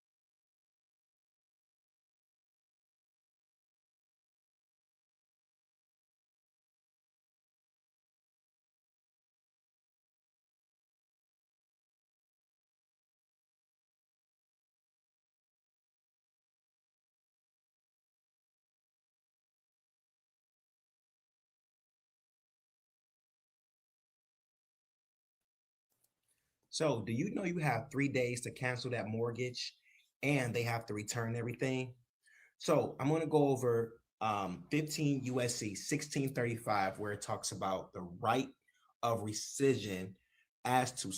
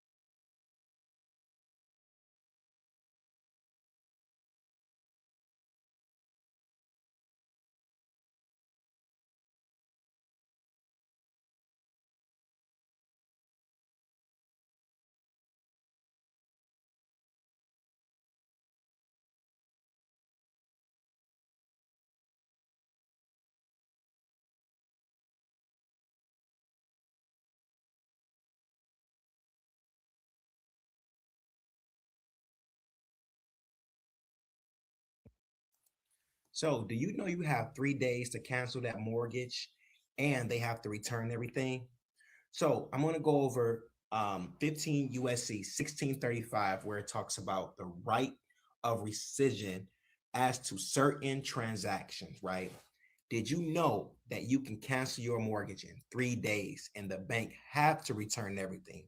It's not a scam, it's literally federal law. Okay. 15 USC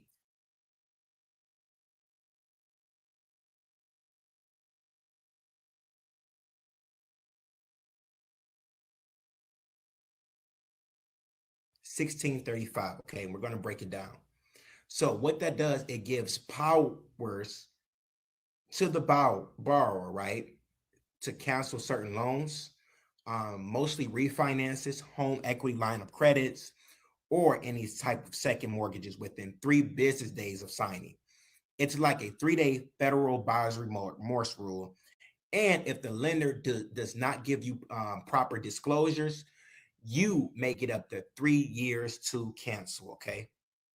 So let me break it down real simple. So So if you take out a loan that uses your home as collateral, you have the right to cancel within 3 business days.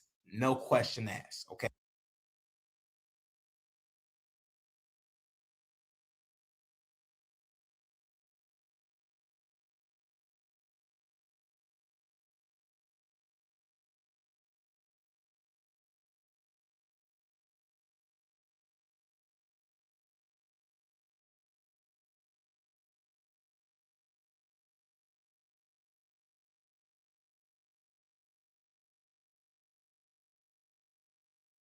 Okay. But the lender must tell you this clearly and give you the forms to do it. And here's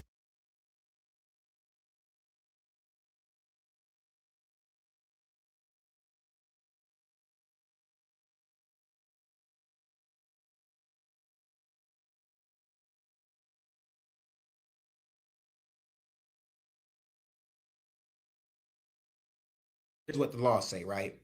So I'm going to read from 15 USC 1635, right of rescission. The creditor shall clearly and conspicuously disclose in accordance with regulations of the Bureau. Okay. So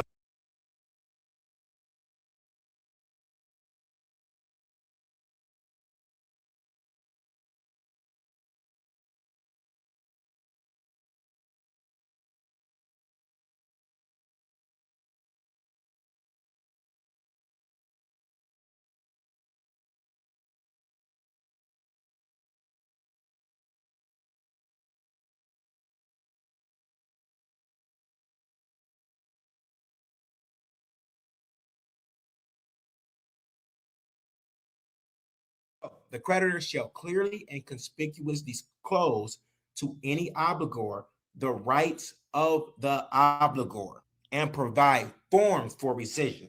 Okay. So they must give you the notice to right to cancel, 2 copies, one for you and one for the lender, and the truth in lending disclosure. A lot of times they don't give it. Guys, look at, if you're going to purchase a home, this is very important. Okay. So your rescission right is extended up to 3.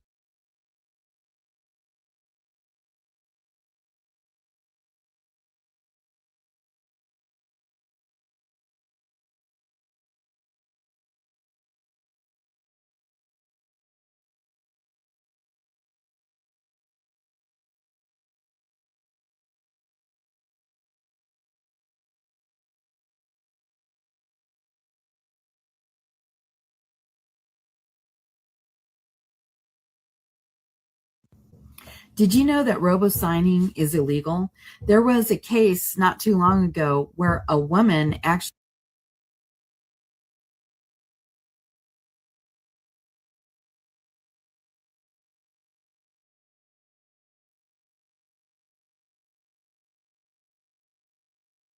I don't know, inferiority complex language. I mean, I never have a problem when somebody says things to me. I don't think that they're trying to be superior in most regards. I don't think they're trying to be superior in any way, shape, or form. And none of these conditions were met. There was no invitation. This is what I'm reading from the notice that I gave my client to send to the sheriff. Okay. None of these conditions were met. There was no invitation. The deputy was not acting as a delivery carrier. No emergency exists in the field of law itself. And you subscribe to each one of these little things. And the other thing is, people think they're going to get a fair, it's going to be fair. It's going to be fair. It's not going to be fair. It's not going to be fair anywhere. I know your secrets.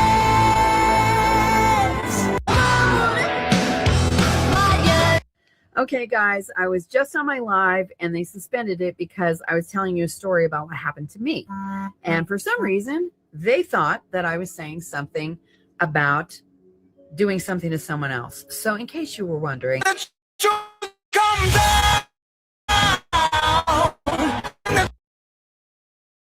let me explain why a lot of foreclosure cases get dismissed when even the bank messed up. It's because of damages. In court, they hurt me is not enough. Judges need numbers. If you can't show money loss, they act like nothing happened. So saying something like they caused me stress and problems will get dismissed. What survives is something like this.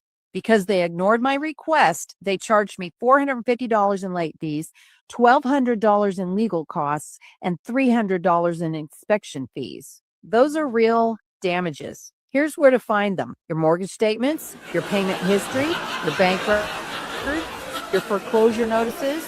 Look for late fees, property inspection fees, forced insurance, attorney's fees, escrow shortages, and add them up. Put the total in your complaint, and judges don't have to guess. Did you know that robo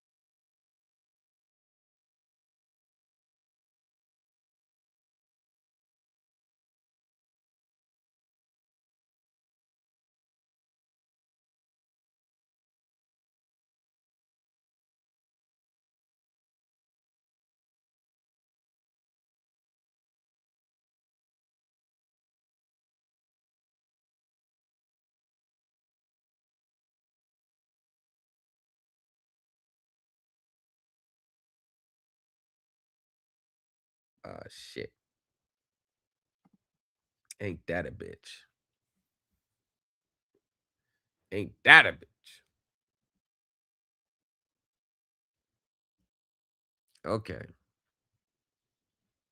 Like Hadi, the plaintiff alleged that purported assignment of his note in deed of trust to the investment trust was ineffective because the assignment was made after the closing date. Ain't that what they arguing online? To determine whether there was a legal basis for concluding that the trustee's attempt to accept the loan after the closing date would be void as an act in contravention of the trust document. The Court of Appeals looked to a New York statute which provides if the trust is expressed in an instrument creating the estate of the trustee, every sale, conveyance, or other act of the trustee in contravention of the trust is void. In applying this statute, the court relied on a then recent decision by a New York trial court, Wells Fargo Bank versus Irabobo. They be running around today loving Irabobo, Irabobo, Irabobo, Irabobo, Irabobo, Irabobo, Irabobo, which involved a mortgage that had been transferred to an investment trust after the closing date. The Irabobo 1 court stated that the acceptance of the note and mortgage by the trustee after the date the trust closed will be void. Oh, shit. I may be wrong, y'all. I may be wrong. Oh, shit. Well, let's continue to read.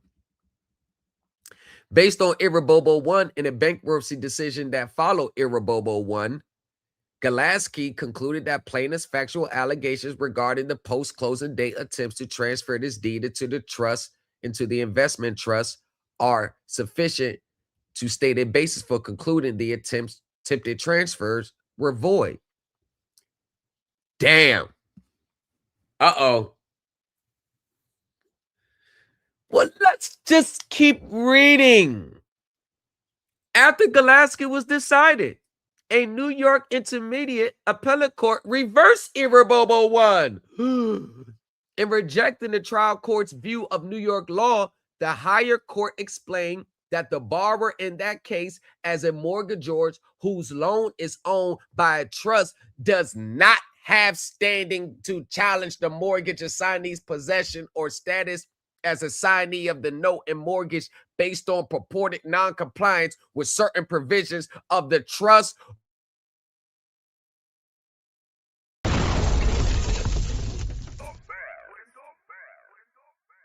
You're rocking with the best.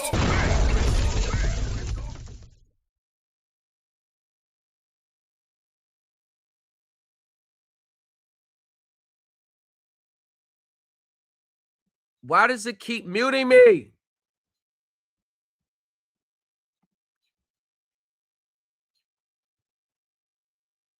I'm going to do this shit all night till I get it right.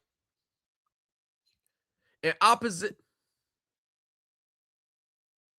It keeps muting me. How about now? Hello, hello. It keeps muting me.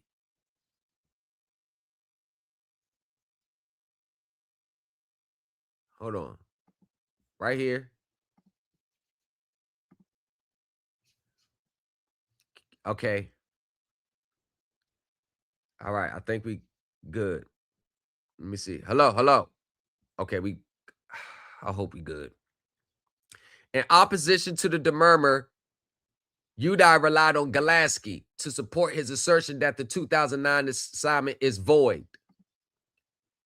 In Galaski, plaintiff's loan was pooled with other loans and transferred into an investment trust formed under New York law. Like Udai, the plaintiff alleged that a purported assignment of his note and deed of trust to the investment trust was ineffective because what? The assignment was made after the trust closing date. Please tell me if that's what they do online today or not. Somebody just put a 1 in the chat because I don't know. I don't know what I'm talking about. I have no clue on mortgages.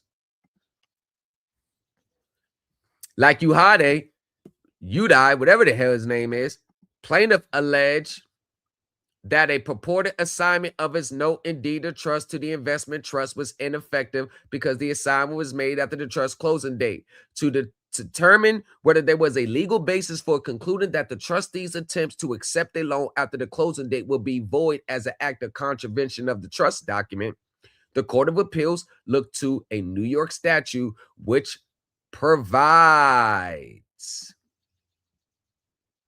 if the trust is expressed in an instrument creating the estate of the trustee, every sale, conveyance, or other act of the trustee in contravention of the trust is void. In applying this statute, the court relied on a then recent decision by a New York trial court, Wells Fargo versus Irabobo 1. So when they would say, oh, Irabobo says it, you don't know what you're talking about. Irabobo says it. I said, have you read Irabobo 2? Crickets, crickets, crickets, crickets. Nope. See, they responded with that, but that said, did you read Irabobo 2? No response. Oh, of course. Of course it's not going to be a response. Based on Irabobo 1 in a bankruptcy court decision that followed Irabobo 1, Galaski concluded that plaintiffs' factual allegations regarding the post-closing date attempts to transfer his deed of trust into the investment trust are sufficient to state a basis for concluding the attempted transfers were void. After Galaski was decided, a New York Intermediate Appellate Court reversed Irabobo 1. In rejecting the trial court's view of the New York law, the higher court explained that the borrower in that case, as a mortgagor whose loan is owned by a trust, does not have standing to challenge the mortgage assignee's possession or status as an assignee of the note and mortgage based on purported noncompliance with certain provisions of the trust PSA. The trustee of the investment trust in that case was thus entitled to summary judgment on his action to foreclose the mortgage. Subsequent cases have consistently rejected Irabobo 1. Irabobo 2, Ferguson versus Bank of New York Corporation. Based on Irabobo 2, the court construed New York law such that violation of a PSA will render challenge assignment of a deed of trust at most voidable but not void. Rajaman versus Deutsche Bank. Under New York law, unauthorized acts of a trustee of an investment trust were not void but voidable. Butler versus Deutsche Bank. Even before Irabobo 2, the vast majority of courts to consider issues have rejected Irabobo 1's reasoning, determining that the acts of a trustee in contravention of a trust may be ratified and thus are voidable. Salvador, the bankruptcy court case Galaski cited, has received similar negative treatment. Bezara versus Deutsche Bank, Kufas versus U.S. Bank, in reference Stanworth. The rejection of Irabobo 2 is based on sound reasoning. Under New York law, unauthorized acts by trustees may generally be approved or ratified by the trust beneficiaries. Under Irabobo 1, however, a stranger to the trust would have standing to assert that the unauthorized transaction is void, thereby giving the stranger the power to interfere with the beneficiary's right of ratification. A stranger's right under Irabobo 1 to declare transaction void would thus conflict directly with the beneficiary's right to ratify the transactions. This conflict is voided by rejecting Irabobo 1.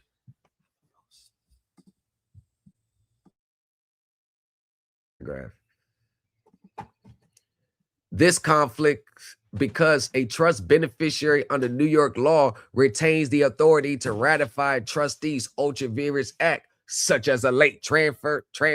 The act must not be void, but merely voidable, because the decision upon which Galaski relied for its understanding of New York law has not only been reversed, but soundly and overwhelmingly rejected. We decline to follow Galaski on this point. So all you social media gurus talking Galaski,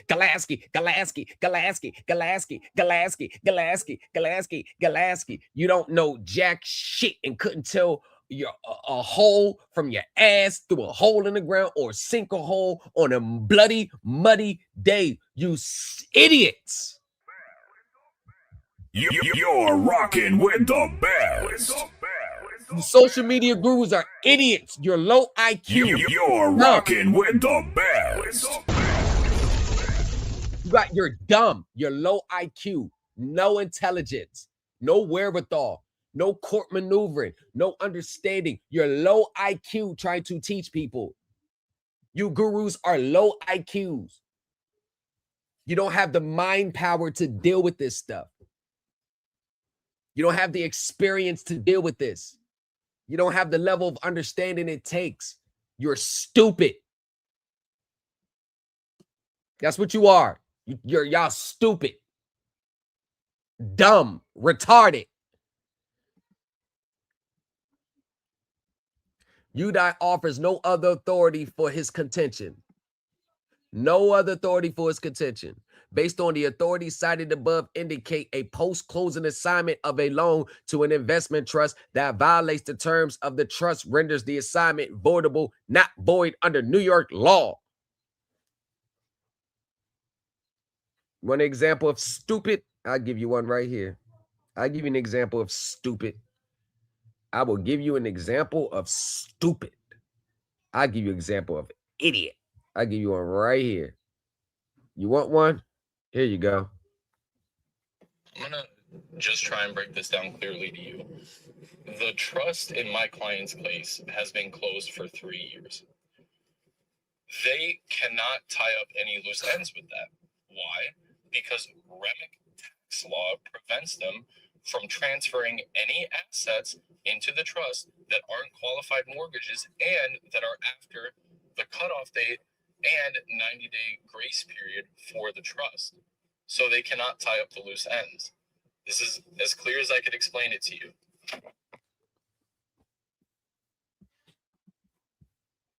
And boy, oh boy, no wonder you haven't reached back out to me when I sent you this case right here.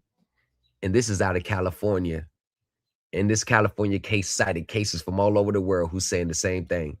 And this is the appellate court decision in California. And you say you're helping your clients with their mortgage in California under this jurisdiction. And that's your argument, that the assignment was late in REMIC tax laws. Remember, I told you they always want to add other branches of the government into a court case. Now they want to add tax law to a court case. Even if they violate it, it doesn't matter. They'll just pay the fines. They'll pay the taxes to the IRS and keep it pushing. Want to know why the courts would never render this a late assignment void? Because it's not its job to do so. If the IRS says if you assign mortgages that are late after the cutoff date, then you're going to pay taxes on the trust level income. The IRS didn't void the transaction, so the court is not voiding the transaction. When Congress changes the law, then the courts will void the transaction. Until Congress says no mortgage will be considered a mortgage. If it's after 90 days, it's voided. Nope, you don't have it in a trust. You better not have it there. That's when the courts will follow suit. But Congress set the tone on this, and we have separation of powers, and the judicial branch will never interfere with the legislative branch unless it's the Supreme Court, and the Supreme Court won't even take this case because it's already settled. See what I'm saying? REMIC late assignments. Well, here go your late assignment right here. Based on the authorities cited above, indicate a post-closing assignment of a loan to an investment trust that violates the terms of the trust renders the assignment voidable, not void. And right here, because the decision upon which Galaski relied on for its understanding of New York law has not only been reversed, but soundly and overwhelmingly rejected, we decline to follow Galaski on this point. And everybody's online citing Galaski. You're in for a rude awakening. You are in for a rude awakening, stepping into court without, they're waiting on that argument. The opposing attorneys are going to chew their asses up.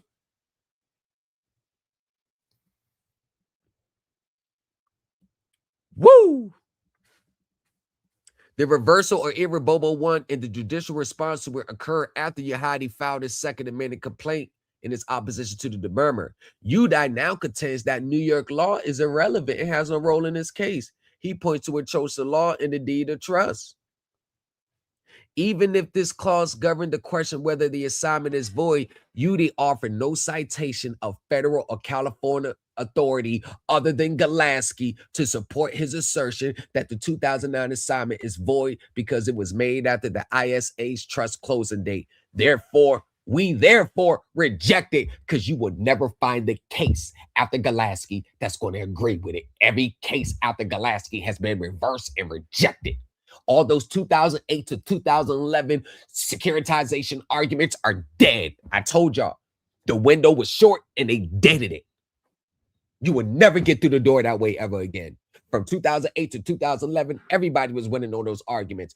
Right when 2012-13 hit, I started to see a lot of reversals. Soon as 2014 hit, it was over. 12 years ago, you gurus are 12 years. I told you, they're always decades behind me. They're always decades behind me. You're rocking with the best. Do this in real life. I do this in real life. I do this in real life. Not fake life, real life. Now this is in response to one of my clients' mortgages. Hey, what did they say? Comes now plaintiff. Hold on, what they say? Right here.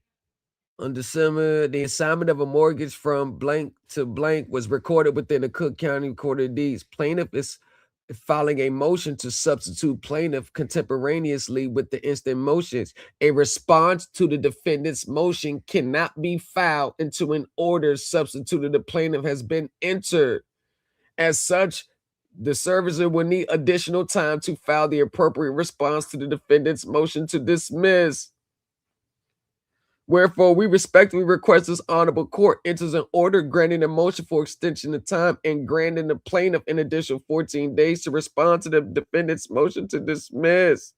We can't respond right now. Please help us, judge. We need you to substitute us. Get us out of here. Let them deal with it. We need more time, please. Can we substitute parties, please, in mid-stroke of the case? Oh, can we get an extension? You'll never see a summary judgment pop up on me. We do this in real life. You're rocking with the best. You're rocking with the best. I try to get these gurus up here. These gurus ain't want to show up for it because they knew it was going to happen. When a new culture comes around, you better be ironclad with what you're saying because I'm going to dismantle your argument in 2.5 seconds.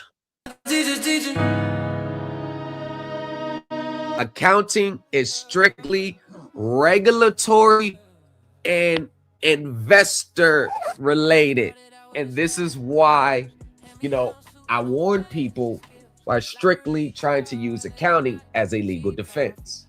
Because when you use accounting as a legal defense without understanding its true functions and how it's measured and its mechanisms, you will run into major issues when trying to assert your accounting defense. As a matter of fact, an accounting should never be used as a legal defense. And when we get to the court section of Set U, you're going to understand why all this is going to tie together.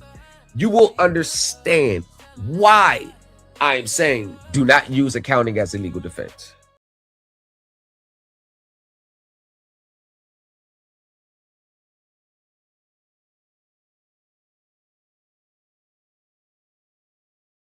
Get to the debt. You have to understand how they see it, how they operate. Once we understand how they operate, you'll realize that in many cases, the debt that they're already trying to collect from you is a debt that they already. A lot of the balances, look at your contracts, they remain in balance. It's never what's actually booked. Ever looked on TILA, page 2 of your contract? You ever notice that the itemization, that number is always low, and then when you get to the finance charge, it's always a bigger number? Isn't the finance charge supposed to be disclosed? The items of the finance charge supposed to be disclosed on TILA? But you know it's on page 2 or whatever the page, your itemization. It's always some amounts paid to others on your behalf. It's always a low number. But then you look back at your finance charge, when you subtract that low number from the finance charge, you be like, well, where the rest of this money at? Break it off another hot explosive mix. They studying the source now. Supreme Elite.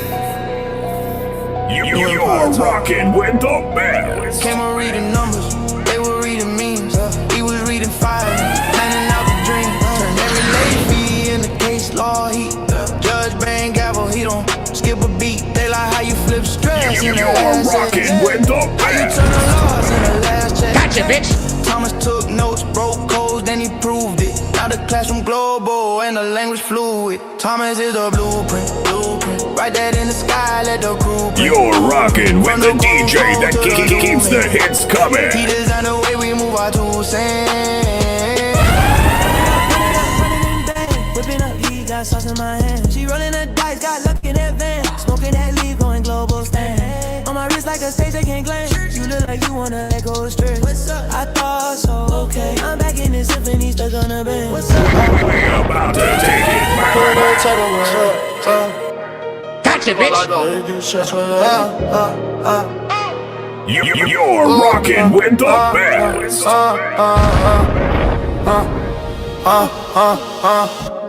Put a 30 to the semi and shoot it. Put a stand on the Glock and just use it. It's gonna be a headshot, we aim at your medulla. I got all my jewelry on, so I ain't tryna be a brawler. So we gon' shoot like a hooper. Hop in the car, put it in turbo mode. You're rocking with the DJ that keeps the hits coming. I might just get a club. Hop in the car, put it in turbo mode. I might do 200, I might do the whole dash. I might just crash it with, I ain't have to pay for it. I might just kill the club. Put it in turbo mode, I might do 200, I might do the whole dash, I might just crash it with, might have to pay for it, I might just kill the club. Hop in the car, put it in turbo mode, I might do 200, I might do the whole dash, I might just crash it with, might have to pay for it, I might just kill the club. I'm on the stage, I'm lit, it's turned up. They see my ice, I'm lit, I do it all the time, all my life on the line. Shorty be acting real shy, she wanna show me, she wanna slide. Hop in the back of the ride, they look at my eyes, it's demon time. Like, do you wanna ride with me? Gotcha, bitch. Are you down to die for me? Are you down to die for me? Do you wanna ride with me? Shorty, you mine. You're rocking with the best. Gotcha, bitch. Come for a ride. Hop in the back of the ride. Hop in the girl, you dead. Girl, you thick. Hit you from the deep. She ain't got a man. Baby, you can leave. Damn. Baby, you can leave. Damn. Girl, you dead. Girl, you thick. Hit you from the deep. She ain't got a man. Baby, you can leave. Damn. Baby, you can leave. Damn. Girl, you dead. Girl, you thick. Hit you from the deep. She ain't got a man. Baby, you can leave. Damn. Baby, you can leave. This is the new culture hip-hop. You will rock with the Supreme Elite University.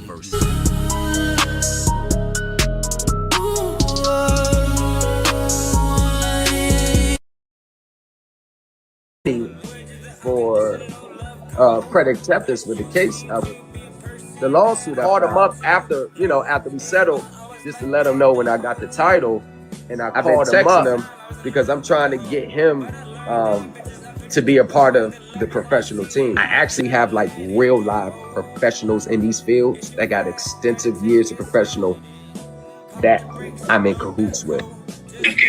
Mr. Gamble, how you doing, sir?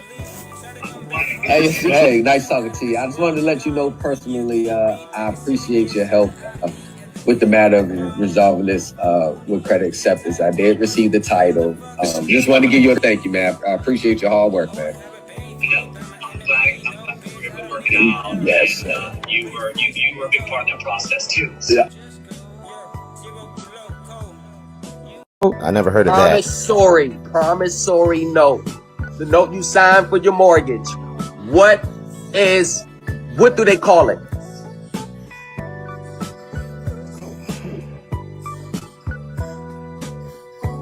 Oh, seems like from the orders that I've seen, it's still called a note that's not supposed to be bifurcated from the deed. It's still called those things.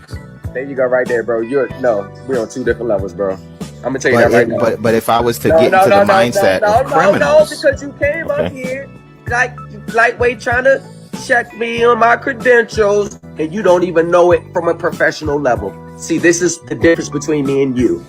This is the difference between me and you. I know things you don't even know exist. I'm answering with procedural language instead of the banker's language that I spoke about earlier. Internally, if you live in that world, you know all of them do it. This is the difference. If I was to speak on... Let me tell you this, hold on. I'll let you get the mic back. This is the difference in how you will argue and the way I will argue. Because the name, what they do, the new name it takes on, the new ways they move around, that all plays a role in a consumer claim.